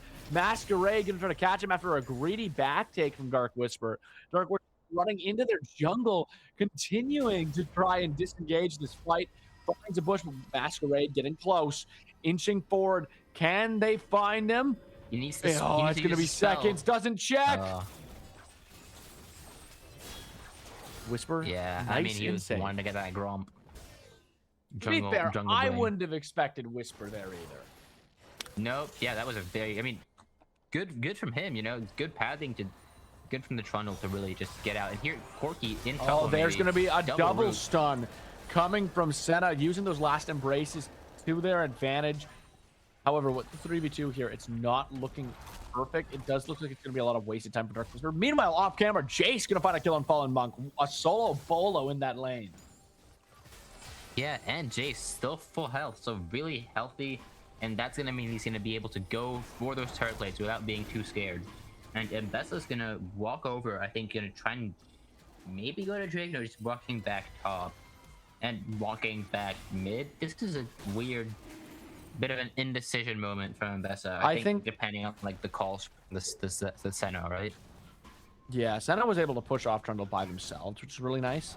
And now it does look like it's going to be UFT starting up that Chemtech Dragon, trying to get the first Dragon of the match 12 minutes in. Yeah, this won't be like last game where we did have a pretty early soul. This Dragon wasn't taken after the first fight, which kind of surprised me, but they maybe thought they didn't have the time. And Silas still strongly winning this lane. Yeah, Silas feeling great right now. Is up 20 CS, is up a kill, is just doing damage. Kind of surprised he's only up this much. I kind of thought he'd be up a little more. We haven't seen him move too much across the map. I imagine that's maybe. Yeah, I mean, he doesn't have his tier 2 boots yet, so that's like a bit harder as well. Yeah, the tier 2 boots will make a difference. We're seeing a TP going back that top side. Flash about to be available for Kai as well. Trundle, though, in the area. He can still pull that hijack. There's the Unstoppable Force coming out. Sees the Trundle. He has the chance to Unstoppable Force out if he wants, but it looks like he's still trying to take the fight. The Fury coming. There's going to be Unstoppable Force. Finds the double knockup. Is running to his teammate, but now he sees the Fury. And Fury, though, immediately chunks his Masquerade. Going to go forward. Public Execution going to miss. That is a bit of a whiffed ult. Subjugate goes forward. Dark Whisper, though, caught under the turret, is going to get killed as Masquerade turning the 3v2 into an advantage for UFT. 2 kills over to Mbessa. Meanwhile, and Vladimir gets a kill bot. Finds it. Is going to try to find Yop as well. Goodbye. That is so much damage coming from that Vladimir. Just look at the CS gap across the board. Break that down for us. Yeah, I mean, top lane we saw was, getting ahead. Mid lane got ahead starting from that solo kill, and I mean, it was equal before then, but the Jace really just flown ahead now and is just destroying this mid lane turret.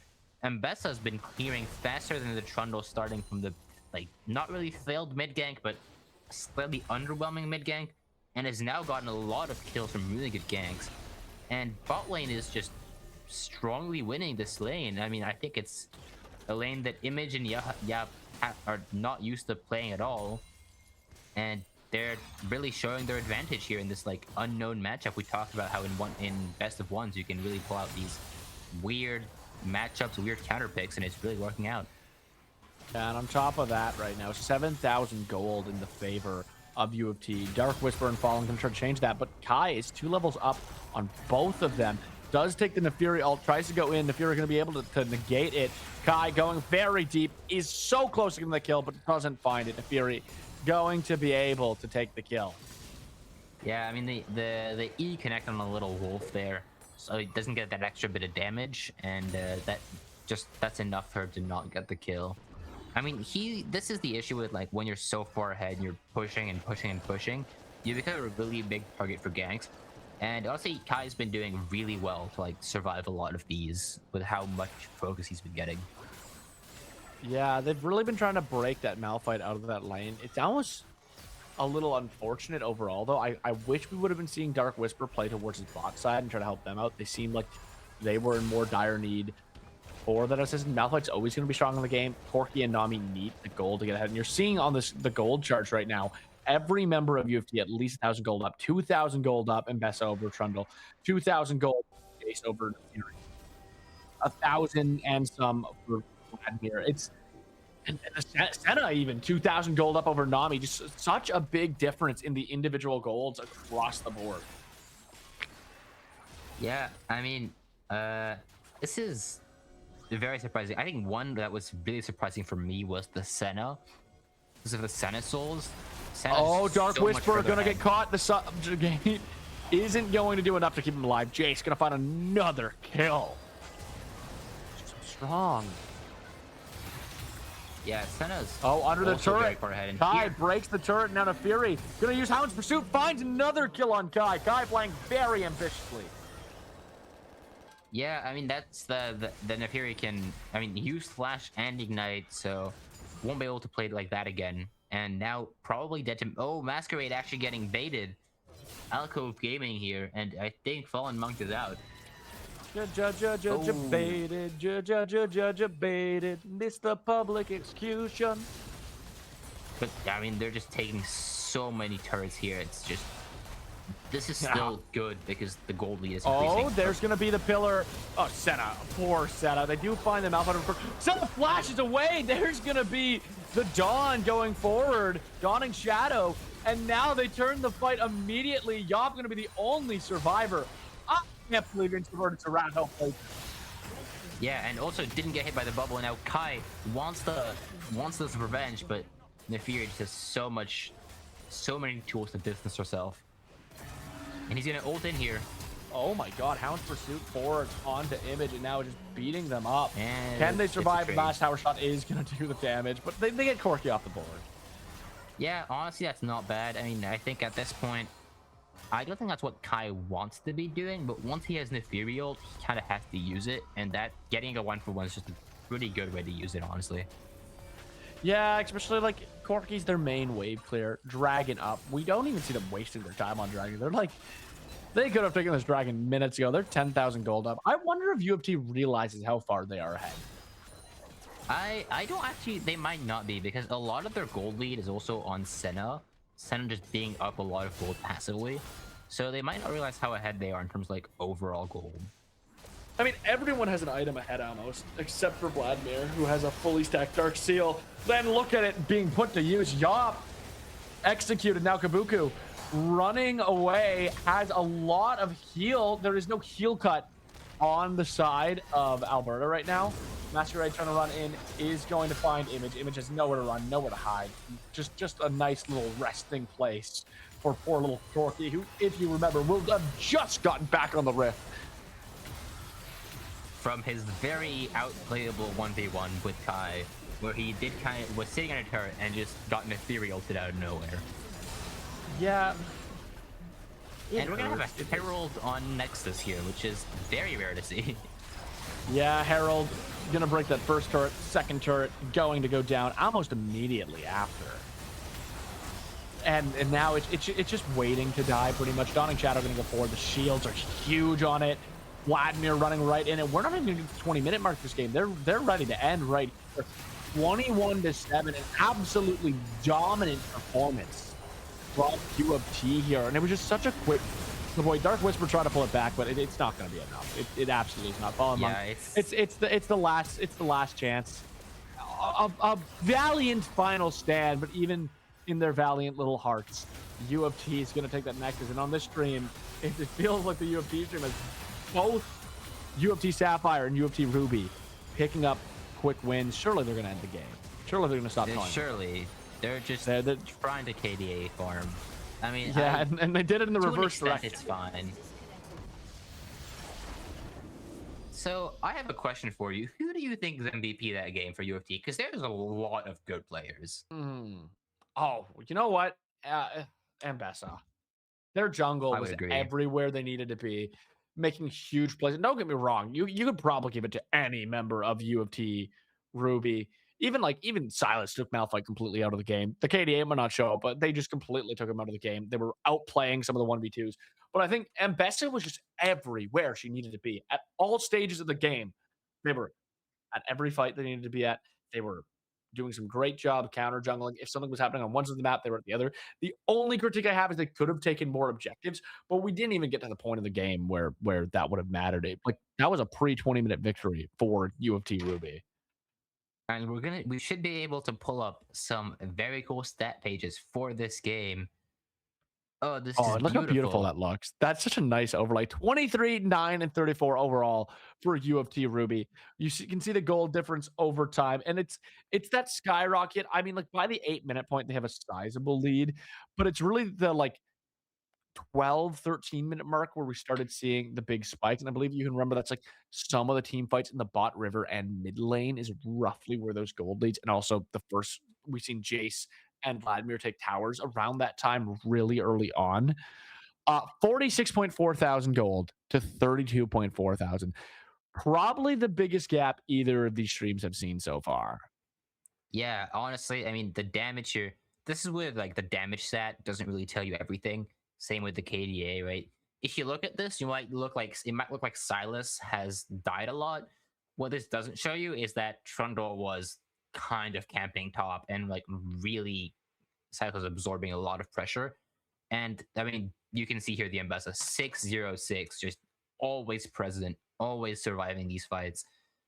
Yeah, honestly, really, really good plays from UFT side. Yeah, and it even shocks me. Senna having 5,000 gold over the Nami, or 4.5 thousand. Insane. Yeah. That's an insane gold gap for a support to have that took some of those early kills. Ambessa, by the way, perfect game, 6-0-6, no deaths on the board. You have to feel good. And I just realized it's University of Saskatchewan, not Alberta. That is my bad. Um, University of Saskatchewan gonna be 0-2 here. They need to win their next game if they want any chance to survive the group stage. I believe this confirms U of T Ruby going into the playoffs. I believe it's a 3-match group stage, right? And then we go into playoffs. Yeah, I believe so. And just an incredible match to witness. Just if you want to learn on how to further a lead, that is the match to watch. Yeah, I would agree. Great match. Now we're gonna quickly run into the ad reads and then go into a quick break before our next and final game of the day. Let's get started.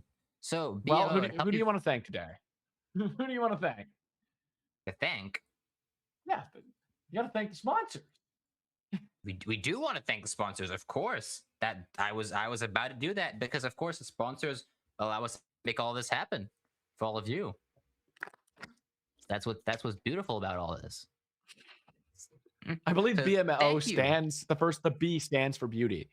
Um, anyways, go ahead, take it away. You're getting me from loser sponsors. All right. Big thank you to BMO here. To help you focus on what's important, BMO's checking and saving account, credit cards, and borrowing options specifically designed for students. Open a BMO student account, get up to $950 in value, including $175 in cash with BMO's current student offers. Visit bmo.com/students for details. BMO Next Level is a first of its kind program dedicated to helping gamers level up in game and IRL. Run by Sean Frame, BMO's gaming relations specialist. Sean brings a commitment to helping viewers achieve their financial goals and has a passion for gaming as an active member of the gaming community. And of course, our final sponsor, One of Zero. One of Zero has supplied the Canadian Intercollegiate Esports Exhibition with 6 gaming mice that will make you better at what you do. Type !raffle in the chat of the stream for a chance to win one of 6 gaming mice supplied by One of Zero. Code like a maniac, design like a guru, and game like an assassin. Take pride in your setup and look good while you achieve it all. Discover your inspiration. Defy definition. Be One of Zero. Thank you guys for tuning into Game 2, and we will be back with the final game of the night for this stream in Game 3 to see who's going to make it to the playoffs tomorrow. We will see you guys in a bit.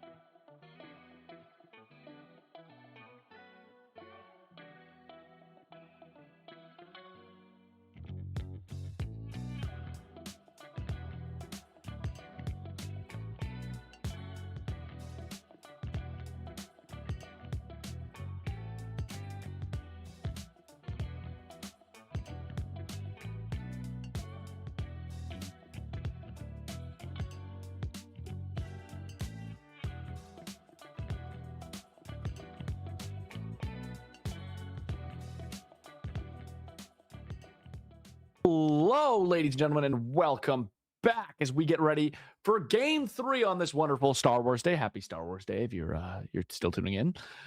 Game 3, we got SFU Black taking on Western Thunder. Let's go ahead and see these rosters. Coming in up first, SFU Black, we have Avalon Blade, Beastmaster, Corvus, Crimsonating, and Wigglytuff. Wigglytuff is such a strong name. I love Wigglytuff. And I believe these.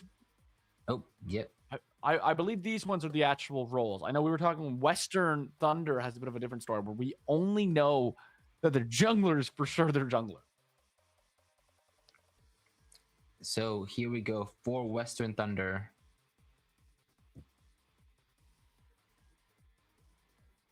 Never mind. Look, let's talk about SFU Black real quick. Let's talk about SFU. Let's talk about SFU. Yes, I was confirming. We have Yasuo. We have Yasuo coming in as the top main for Avalon. Ivern, Vex, Corki, and Sona. How do you feel about these as mains? Do you think we'll see any of them come out? Well, we of course seen Corki last game, not to the dismay of last game, kind of getting a beat and tossed around a little bit. Is there any of these champions you die hard want to see? Honestly, I'd love to see Yasuo top. I mean, I think it just leaves some really like fun matchups, and like it's always like I'd say a good Yasuo is like a good treat to watch generally. Just dashing all around the place, all that mobility. I mean, you can really have like a lot of like cool moments, I'd say, with Yasuo.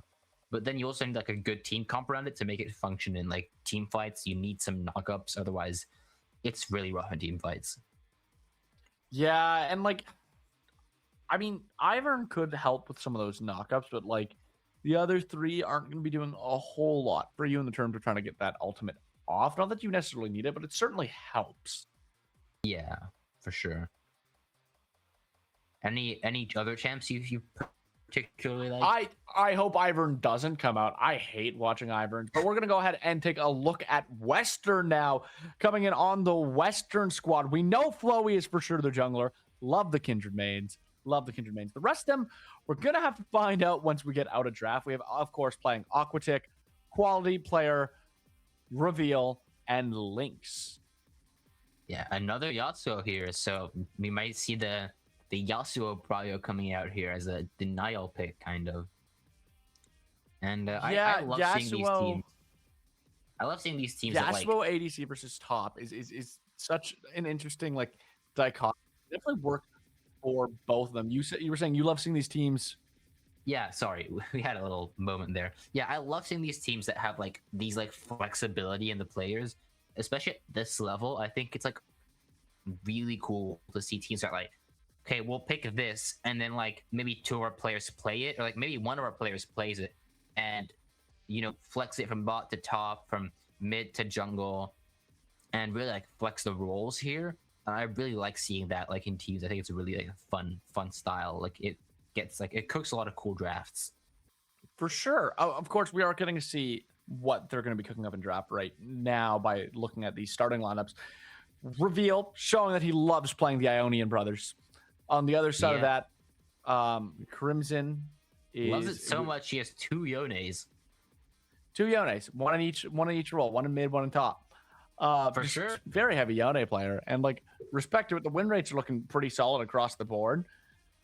On the other side, with Monk, Alistar, Corki, Nautilus, Lulu, Nami, lots of supports. Visitors playing it. I imagine it's going to be Wigglytuff, but Sona, Lulu, Nami looking quite strong. Junglers, Nautilus, Jarvan, Ivern. I wouldn't hate to see a Nautilus jungle come out.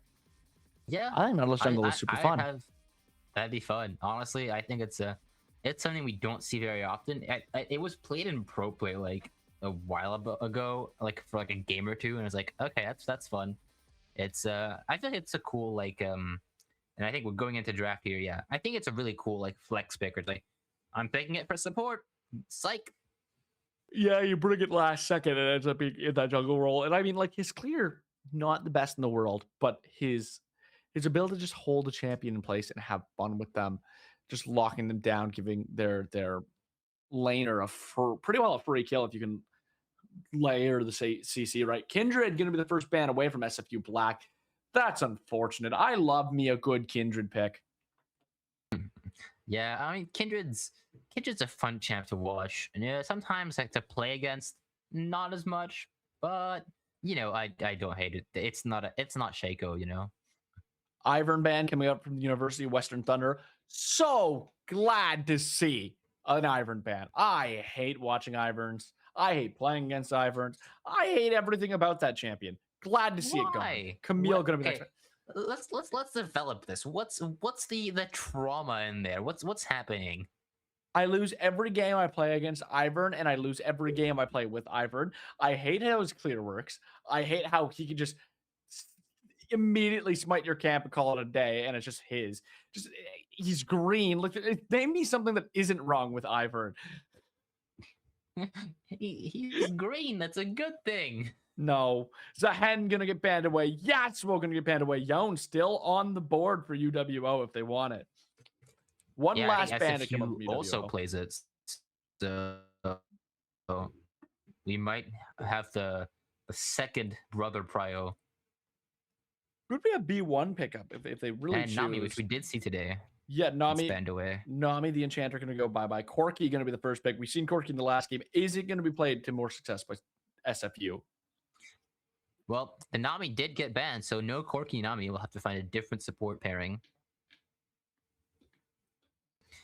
Is there any support pairing you look for with a Corki that isn't a Nami? Anything you think should come out with it? I mean, Nami's like what's usually played if you have your pick. I think if you don't, it kind of depends on like you generally play against like for what's good against enemy team comp. So I'm expecting like we probably want like a kind of melee support like Nautilus, Leona is like generally a good choice, I'd say. Vi going to be the jungle choice here from UWO. Immediately slamming that jungle. Of course, they're going to have to pick something to go with it, but a strong engage tool, strong lockdown tool. Yon going to be the other answer. Yeah, so UWO's match history isn't shown, but they are 1-1 in this group stage, and they still have another game to play after this, since they are in a 5-team group. So yeah, the 1-5 team chance group to get out. Xin Zhao going to be the answer into Vi. I find the Xin Vi matchup is really, really interesting. Really? I don't love being in it on either side. I think more people probably prefer the Xin in it, but like I really think it depends on your team comp. Nico support coming out. We see the support from game 1, the ADC from game 2. Indeed. And the jungler from game 1. The jungler from game 1 as well. Yeah, my brain is off. Combination of everything across the board. Meanwhile, from UWO, it's all new champions: the Yone, the Vi, the Alistar. 3 things we haven't seen on stream yet. Can we keep the trend going? Alistar interesting into Nico because you can bop her away from what she's trying to ult you, but you need to react really quickly, especially since she's going to be faking you out with her clone and all of that. Don't want to misclick the clone and like waste your combo. Swain ban would be interesting. Not a champ we often see. Okay, Vex ban a bit more. Vex makes more sense. Predicted. We see the Vex main. That's going to go away. What I think is interesting about SSU is although Corki and Nico are probably ADC and support, they could both still be mid. There's still a world where they can be put true. Mid. Yeah, I mean, Corki used to be a mid lane champ, and then they kind of like try to like shove him into bot lane really hard, and that was a lot more played bot lane. I still remember that very fun meta where there was full AD mids and it was Tristana Corki mid, and there was this moment where Faker and Chovy just kind of sat mid lane level 1 and just started hitting each other, and both were like, "I win this," and then Chovy won and just like 1 HP. Hey, 1 HP Chovy goes a long way. I mean, when you're against Faker, it doesn't go that far because Faker is the absolute goat of all goats. True. Oh, we always remember the ZVZ 1v1. Never forget that. Yeah. Just top league moment of all time. Also, top league moment of Also, top league moment. Do you remember like old Dignitas? I only think about this because we had the Dignitas general manager Jonathan McDaniel on one of the panels. Do you remember Mm. like old Dignitas when they were doing like the weird like 5-man rush down mid strategies like Kazakh's mid and whatnot? So you see, I'm pretty new to League actually. I started watching and playing League like my first pro play series I watched was the T1 Weibo wait T1 IG final, was it, or was it, wait, no, What year was that? it was the T1, not IG, it was T1 Weibo. It was T1 Weibo, right? When they won the first of their 3 worlds, like the first of their last 3 worlds, you know? Yeah, When it was yeah, T1, fair T1 enough. versus the LPL, like that whole Mhm. thing, right? When it was in Korea. Yeah, So that was like the I first pro started play I watched. I started playing 2020, started watching Pro Play in 2022, but Exil on YouTube, great person to watch to recap a bunch Mm, of the old okay. school series. He's got a lot of good video essays on it. But Aurora getting locked in from University of Western because Sante going to be locked in from SFU, followed by Victor from Arcane. Victor from Arcane with Victor from Arcane. this the new visual theme. Honestly, a lot of Victor mains were like really mad about it. I liked it, but then again, I love Arcane. I'm I like actually a think massive Arcane lover. the old visuals for Victor were cooler, but I also do love Arcane. Gwen Gwen and gonna be the last lock Takasante, in. probably. Wait, Not a this is a surprise. wait. Hold up. Look, Waiting. that's a weird comp. Where's the AD carry? Yon? Aurora. Aurora Aurora? Alistar, I think. I think it's Aurora Alistar. You think it's Yone ADC? No, but I get Aurora. Is it? I guess Aurora. Oh, we're about to Yeah. find out. Going straight into the match. No, you're right. It's Yon. Yone ADC. That is a choice. I don't know if I I mean, don't know if I like the choice. I mean, I'm gonna be honest. I think the comp is, I in a way, it's like a very unconditional. But I like Western Thunder's comp, where it's like they have one goal and it is to go in, and their entire comp goes in. So like, I like that. Well, yeah, I mean their team identity is strong, but I also don't think you survive late game. I think if they get That's to late game, possible. they're done. They're done. Yep, that's if they very get to late possible. game, SFU Black is going to run them over and be 3-0. If they take advantages early, like you have a team that should win every lane. You have 3 winning lanes. You need to make sure Vi is helping you push those lanes. You I'm need not to sure get your about bot advantage in lane lane. phase. You can. If Yone gets on Yeah. Corki, they lose. If Yeah, Vi is there, that's they fair. lose. They should win the 3v3. And especially in these like early levels, you should win, I think. Like I really think so. I think I do double definitely think you range need to to double snowball melee early. can be like really rough, I think. Oh, 100%. But when you have flash up, you get on top of them, you get early kills, you snowball the Mm. advantage. You have to. You Yeah, can't. yeah. Because if they just poke you out, why did you pick Yone bot? Yeah, that's fair. That's true. You're not outscaling Corki. You need to be winning that 2v2. Yeah, I mean the only like scaling on their side I think is Gwen, right? Gwen does scale really well, but like kinda needs like a lot of items to really get to like that Yeah. solo carry of the game stage. She's going to be the only one who outscales her lane opponent. She isn't enough scaling to take on Victor Corki late game. Yeah, I would agree. It's very much standard comp versus we're going to do some weird stuff and see what happens. We're gonna do some weird stuff. We're gonna do our best, just shake the game up in this BO1, try to pull out a win over SFU Black with a weird comp. I just don't know if it's gonna work out for them. It feels odd. It feels really odd to have no ADC. I mean, I guess you could have Aurora when you get to the later stages of the game, but I don't know how that matchup's gonna work out. Yeah, I mean, I like that it's like something weird. Yone going in here, a little trade, forces the Valkyrie out. Yeah, the Mortal Steel does a little bit there, but not a ton. Of course, Beastmaster going to be showing up to the lane first. Is spotted on that ward. Vi going to be in that river with Aurora here. Beastmaster could be in an interesting predicament where it's going to be that 4v3 angle. Tries to flash away, gets knocked back by the Alistar, and he's going to end up being that first blood. Yeah, I mean, here you see the power of the Vi, right? Just, I mean, even though here going for a mid gank as well. Yeah, the mid gank goes through, but the Graviton going to be able to stun him up. The Gravity Field keeps Victor alive in that gank. They are still up 1-0. It is going to be the double scuttle though for Flowy, which is a good way to start out if you're Western. Yeah, I mean, it's very good way to start out. Still nice and slow pace. I remember first game we already had like 4 kills by the 2-minute mark. Right now it's a bit of that slower pace.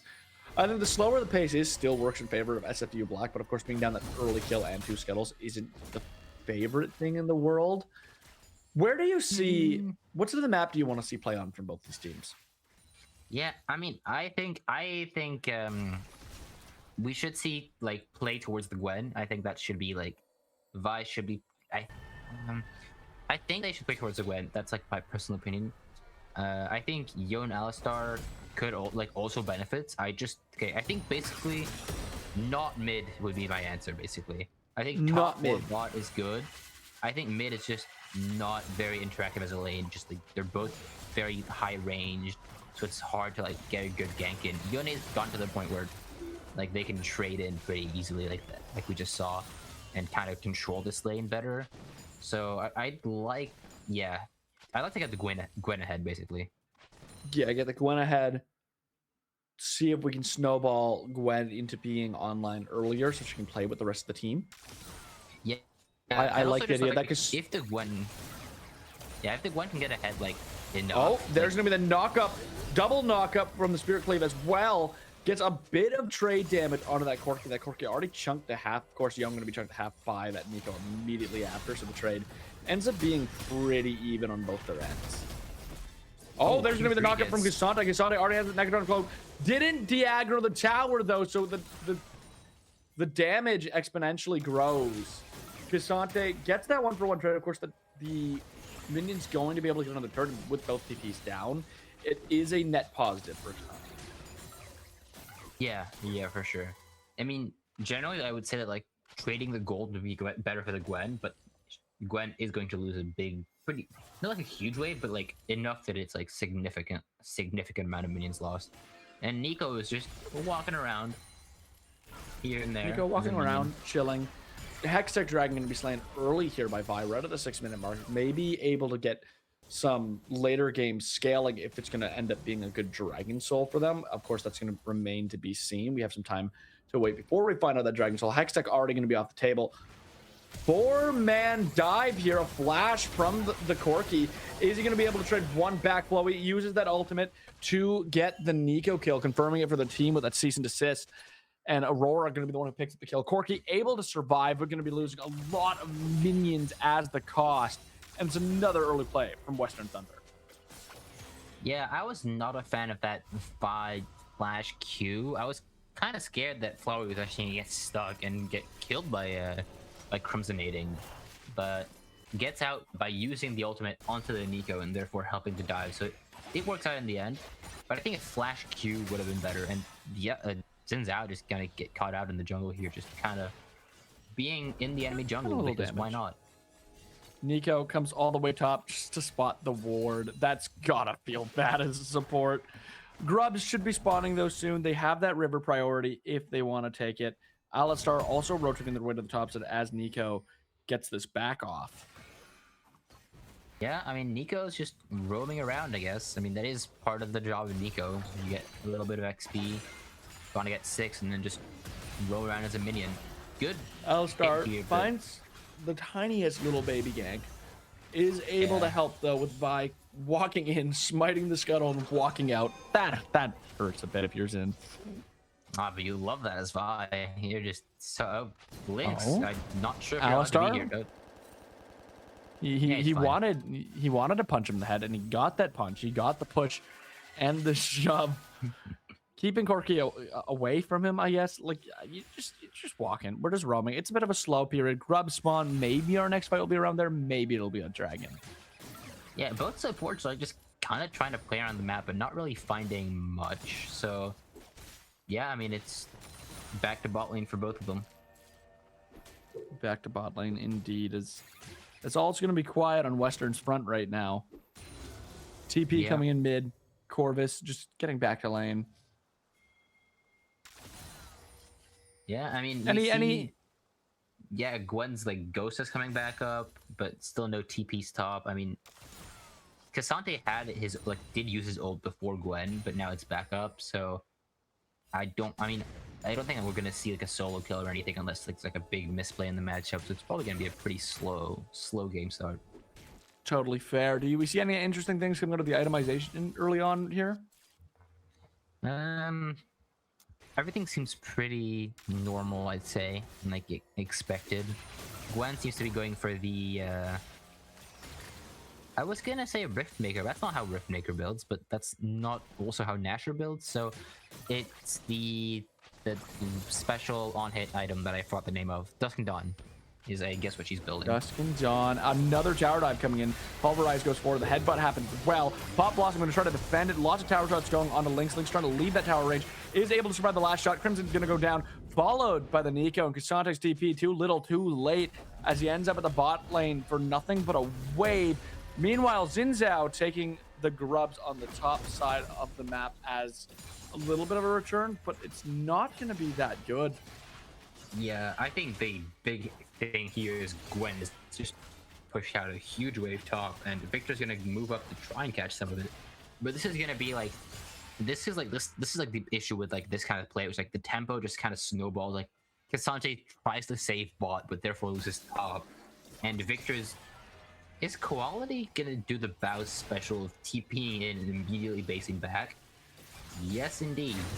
I'm not sure why, but Vi's caught out here. Xin trying to stay on top of Flowy. Flowy able to dash away, keeping themselves safe. Xin, a little bit of a CS advantage with how many plays Vi's been making across the map right now. They're definitely finding a lot of worth it plays and opportunities across the map, especially with those bot lane dives. The bot dives from UW have been so well coordinated. Yeah, I mean, each time I feel like there was like slightly mechanical like misplays, but the coordination was so good they like really didn't matter. Like the tower juggling was really good, and Cassandra is really deep here. I mean, he can output a lot of damage. And he finds the buy. Lynx also going to be a bit caught. Corki going to find the shutdown on B-Vol, and that's 2 kills over to that Corki. A very strong play to make it worth Cassante being in that bot side. And now Corki, just like that, back in the game, maybe going to be able to find a larger advantage over this bot lane and bring SFU back into it. And Corvus, though, misses the cannon, so that whole play has been negated in the mental health diff. He's now depressed because he's missed the cannon. That's how it works. And that is the life of an ADC, man. That you miss a cannon and you just feel like your career's over. What's even the point? Oh yeah, yeah, a triple kill. That's not worth that one cannon. No, it's not. I fully agree, because then your CS number looks weak, and then you look weak in front of the scouts. That's true. And the last thing you want to do is look weak in front of the scouts. That's very true, very fair. But on a more serious note, that Cassante in the jungle was criminal. I thought he was way too far, just flashing in like that, ulting back, and turns out no, he has the damage, can make that play happen. Corki takes his slow little time to walk up, get the 2 kills, walk out. Thank you, Mr. Tank top lane, and goodbye. Mr. Tank top lane, absolutely chilling. Right now, I'm just looking at the other games. University of Alberta, 2-2. TMU Gold going to be the first 3-0 team, guaranteeing their spots in the playoffs, alongside University of Toronto. Ruby is 2-1, and I believe that puts them in a confirmation. I believe you're 2-1, you make playoffs for sure. Yeah. Crimson King getting absolutely pieced up by that Yone. Yone gonna find and that they're 2-1 despite the Corki shutdowns. Doesn't have Bork yet, so that's going to get a lot worse for that matchup. I mean, that was 1 completed item to no completed item, so that matchup's gonna get a lot worse. Yes. Absolutely for a bit, until Corki finds their second, third item, is able to scale a bit more, but that's going to be outside of the laning phase. For the laning phase, do we think that Western Thunder have found themselves far enough ahead yet, or does that advantage need to be pushed more? I this is hard to tell. A lot of the golds, like Aurora is 3-0, so a lot of the gold is on Aurora. Just got these upgraded boots, which is Aurora is like a very hit or miss champ for me. With like, if you hit your spells, you can just one shot like a lot of champs. But if like once your spell rotation is down, you can't really do much. And okay, Rayfield taking a lot of damage here. Coming from Alistar, and Flash now Q. Chloe diving in. Pop Blossom going to try to keep Corki alive. Corki able to pull a 1-for-1. Not bad when you're in that 3v2 situation. Now Beastmaster coming over the side finds Aatrox, or Alistar is going to Crescent Guard him back towards Nico, and that's going to be another kill over to SFU, turning a 2v1 into a 3v2, and he's going to find 2 kills to 1. Yeah, I mean, very, very good gank. Very good play by the Nico Corki to really, mitigate losses there. Getting that 1-for-1. Very nice. And then Beastmaster comes in and cleans it all up. Yeah, the big cleanup really makes that play worth it over to SFU. And SFU right now continues to find things to try to tie up the gold gap. Only 500 gold separate these two teams despite the kill difference. One dragon on each side. Grubs over on the SFU side. Chloe trying to steal some camps, trying to get some CS numbers back in. Do you want to break down how the matchups are going right now? Yeah, I mean, mid lane, even though... Oh, that's... Okay, small chunk. I thought maybe that might be a little scarier. In mid lane, even though Aurora has 3 kills, actually down a bit of CS, and Victor is just very, Victor's generally very fine to lane. Another bot dive here coming in, though. There's going to be the big headbutt and pulverize from Alistar.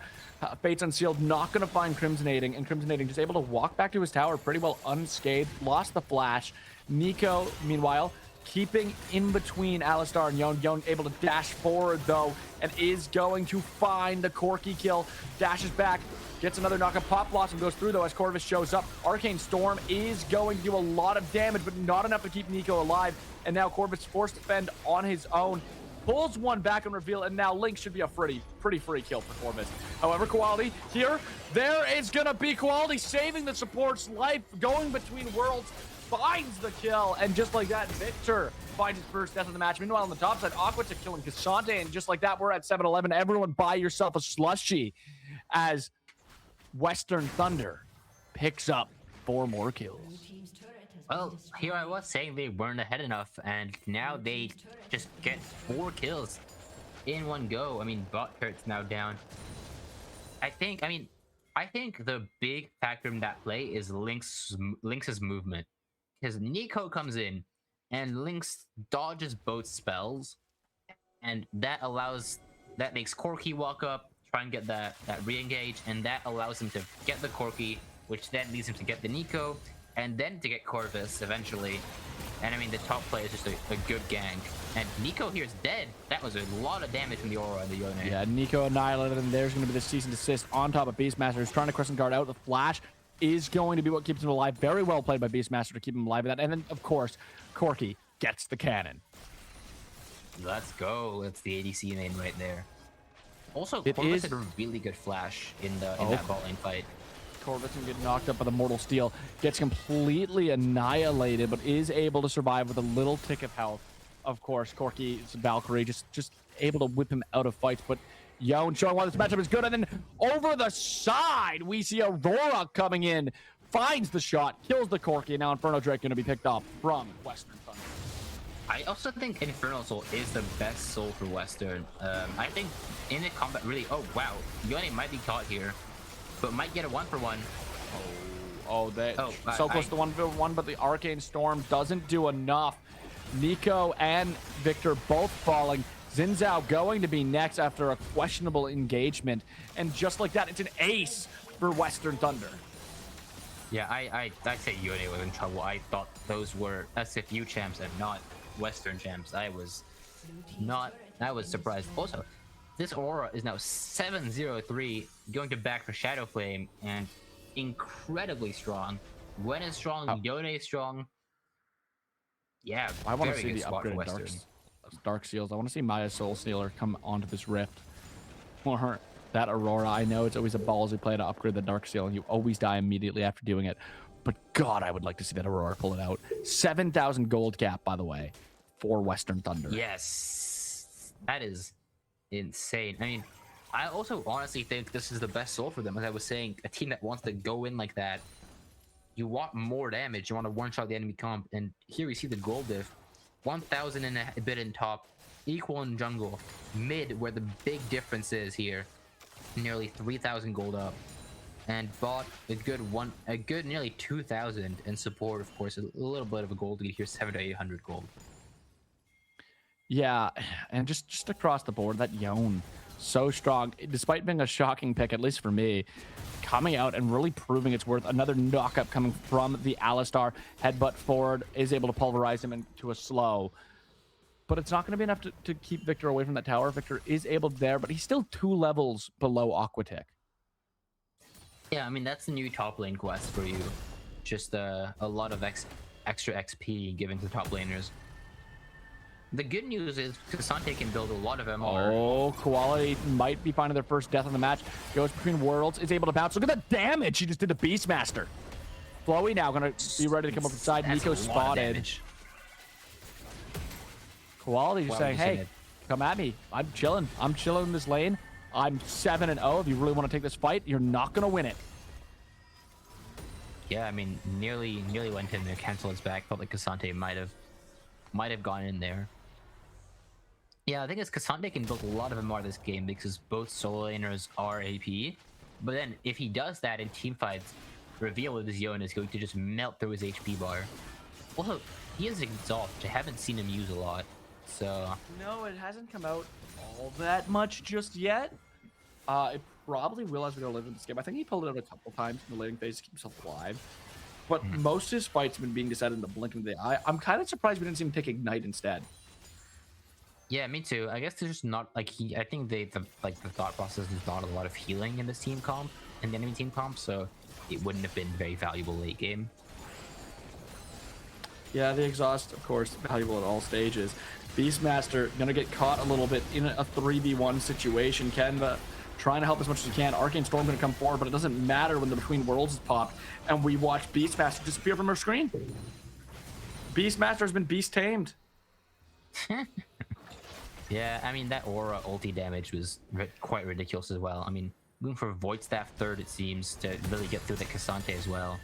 Now they're sieging mid turret. I mean, a lot of gold lead going in here for sure.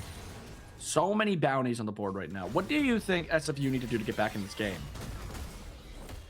This is going to be hard for them because this aura is doing the Chovy Faker, I mean, all the LCK strat, which is building Proto Belt first, which is now everyone's building Proto Belt. We're seeing Proto Belt Azir, which is very funny. Flowey might be dead here. Yeah, I think Flowey's dead. Flowey trying to get caught, but they are able to flash and take that Vault Breaker away from Nico and Cassante. Yone, though, might be in a rock and a hard spot. Sees 4 enemies, is going to decide, hey, I'm going to walk away from this. I'm strong, but I ain't that strong. No, I would like to rephrase that. Yone saw a rock and a hard spot and dashed into it. Like, that's my spot. I'm going in. And then was like, okay, maybe not. And then eat back out. All right, classic Yone Yasuo maneuver. Take on more than you can chew and then use your 9,845 dashes to get away. Yeah, I mean, Ambessa is also a very nice champ to do that with. Ult in, dash out, like, okay. I didn't want to be here. We've seen that last game. Yeah. Rift Herald going to spawn here. He's out, dropping it in the top side. Maybe gonna get a tower back, get some objective back gold into SFU, but under the turret comes Yone. Fate's unsealed, forces the flash out of Corki. Lots of damage done. Between Worlds, but Ionishes the Corki off, and then Between Worlds pop. Gonna find Corvus, both damage dealers of SFU, all immediately alongside the turret. Yeah, I mean, I think the idea was to have them take 2 towers top and trade that for the Drake to get some gold back, and then fight Soul. But losing the 2 kills mid actually just makes like basically even trading gold. And yeah, this is basically a free Drake for Western, who are looking more and more like they're gonna get their next win, second win in this group stage. Yeah, very close to that inhib, but T3 turret 1 plate away from falling. We have Cassandra here to defend it, but isn't going to be able to catch either of the members of Western Thunder. Vi taking that bottom T2 turret by herself. Gets a sizable chunk of damage off. Baron is up, and to be honest, if University of Western want Baron, it's theirs. Yeah, as soon as they want to take the time to do it. Also, I would like to bring your eye to a very nice little something. Quality player has indeed bought Magi's. The Magi's have come out. I'm very happy to see this. I want to see that be a fully stacked Magi's. Give me a fully stacked Magi's and then Rabadon's it. Oh, that aura damage would be illegal, especially with Dragon Soul, extra AP, three Fire Drakes, all that extra AP. That would be insane. I would love to see it. Look, it's quality time to aura farm. Big number go higher. I'm happy. Big number go high, more AP, me happy. Exactly. We see Baron started here. SFU getting an idea that they're on it, but Cassandra on the wrong side of the map has TP available.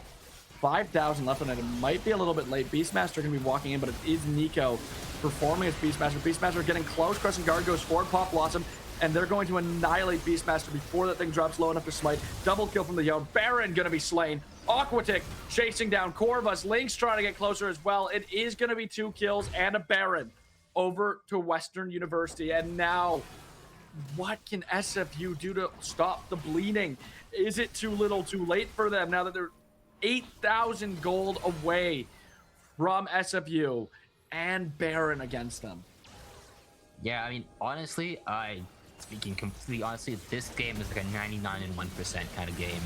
Cassante's going to do his best here, but he's definitely not surviving this. Never mind. Maybe there's the assist. Cassandra going to be completely locked up, trying to dash away. Isn't going to be enough as Yone is able to finish it off. And just with that dash in and the Mortal Steel, all of SFU dropped to 1 HP except for Corvus, who Lynx is chasing down.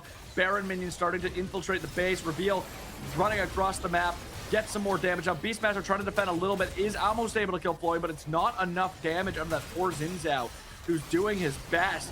W goes forward on the Reveal. Reveal just tanks it. Of course, that shield bow stops him from really taking any damage. And now the bot wave crashing in. Bot T3 going to be the next to fall as Aquatic just there to do damage to the structural integrity of the base of SFU. And now their entire team taking backs, and we've taken enough. Inferno Direction respawning soon. We'll get ready for our soul.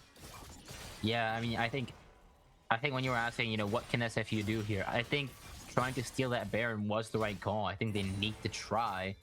But Reveal got a great Yone ult, really stopped everyone from engaging.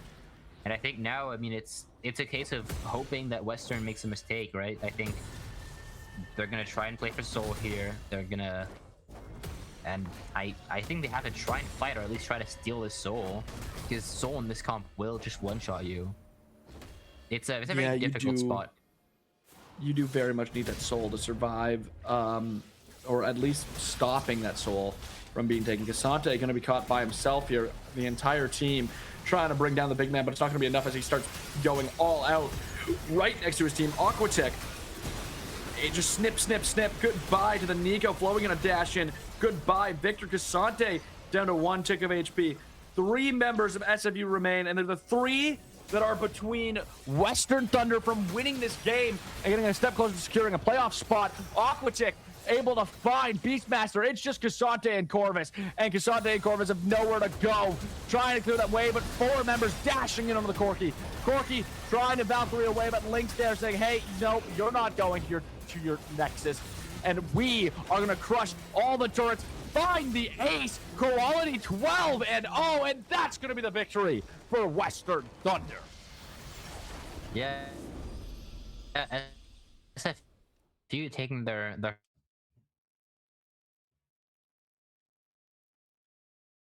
but surprising game, very clean game from Western. Yeah, extremely clean from them. We just kind of watched them slowly dismantle SFU to pick up that win. We're going to go ahead and take a look at the stats. Quality 12 and 0. What an insane KDA to be pulling out on this stage. But when we look at the gold graphs, you can see how close that game was in the 15-minute mark, especially compared to last game. By last game, 50 minutes, the game was already done. Here, they were really even across that 15-minute mark. And then everything went downhill in a couple of team fights, a couple of cross-map plays. And of course, the ace in the laning phase is what's going to be your gap from 15 to like 17 minutes. And from there, it was just Western Thunder's diabolical control bit by bit. You don't see their gold graph drop because they just played it so systematically to make sure that SFU had no chance back into this game. Yeah, at around 15 minutes, we're talking about, hey, this team comp does get outscaled. They're not really far ahead enough. And immediately as we say that, huge team fights break out across the map. Ganks, tower dives bot lane and Ganks top lane. And then suddenly we see that graph balloon. And at 17, 18 minutes, they're now, 3 or 4K gold up, maybe 5K gold up. And now immediately the narrative's shifting from they get outscaled to, well, now they're snowballing. Yeah, and the snowball was insane. They were able to just keep it going. Quality being a big member of that. Yon being a big member of that as well. Some beautiful fates unsealed. I think you really need to credit the Alistar. The Alistar, some great headbutts, some great pulverizes, the stuns, making sure people had nowhere to run. And at no point in this match did the Alistar ever take his foot off the gas. He was constantly applying pressure. And even though in the early game, it might have been a mistake here and there, tower dives, he was playing them flawlessly. And especially late in the game, just cutting off exits from SFU to be able to run out of there. And just genuinely, it was like just watching a team get picked apart from that 15-minute point onwards. It was just systematic destruction. It's like watching somebody break down limbs in a wrestling match.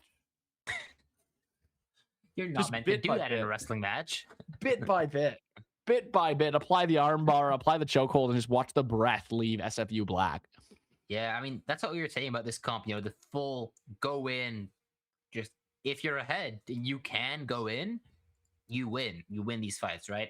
If you're behind, you get poked, you get front to back fights, you can't go in. That's when you have a really rough time. And yeah, they were ahead, they win. And honestly, really, really clean plays from them. Yeah, an extremely well done game by both teams, but ultimately University Western able to find that win. And I'm just gonna go look at the rankings right now from what we can see. Deathmark UQuam is in first in their group, probably gonna make a playoff spot. Both U of T teams looking very good. TMU Gold also confirming a playoff spot. And then in group 4, Humber looks good. Western, SFU. Also, is it only 2 get out of the group stage? Because then I don't know if that means. I think that means Western secured their spot in this last. Oh no, they have one more game to play. Right, they have one more game to play to find out if it's going to be SFU or Western, and that game means everything. But that's not going to be on the stream. And with that said, we're going to go ahead and go finish the rest of our Star Wars days. I hope everyone else is having a great Star Wars day. And tomorrow we'll be back with the playoffs. But before we go, we gotta do it. We gotta thank the sponsors. Go ahead one last time. Thank BMO for us. Big thank you to BMO for sponsoring us, of course. To help you focus on what's important, BMO's checking and savings account, credit cards, and borrowing options specifically designed for students. Open a BMO student account and get up to $950 in value, including $175 in cash with BMO's current student offers. Visit bmo.com/students for details. BMO Next Level is a first-of-its-kind program dedicated to helping gamers level up in-game and IRL, run by Sean Frey, BMO's gaming relations specialist. Sean brings a commitment to helping viewers achieve their financial goals and a passion for gaming as an active member of the gaming community. And of course, our other sponsor, One of Zero. One of Zero has supplied Canadian Intercollegiate Exhibition with 6 gaming mics that make you better at what you do. You can type raffle in the CIE_GG's main chat, which just finished their Valorant stream, for a chance to win one of 6 gaming mics supplied by One of Zero. Code like a maniac, design like a guru, and game like an assassin. Take pride in your setup and look good while you achieve it all. Discover your inspiration. Defy definition. Be One of Zero. And ladies and gentlemen, that is all from us today. We'll be back tomorrow, of course. More panels, more matches, continuation of this playoff and the Valorant tournament. So if you want to see more from the Canadian Intercollegiate Exhibition, be sure to tune in tomorrow. That's all from us. Thank you, Lexi, for being our producer. I was Romeo. That was Elu. Say your name one more time for the stream. Elon. Eluan, I will learn it. I swear to God, by tomorrow I'll have it down. Thank you guys so No much for worries. watching, and we are out. I keep seeing...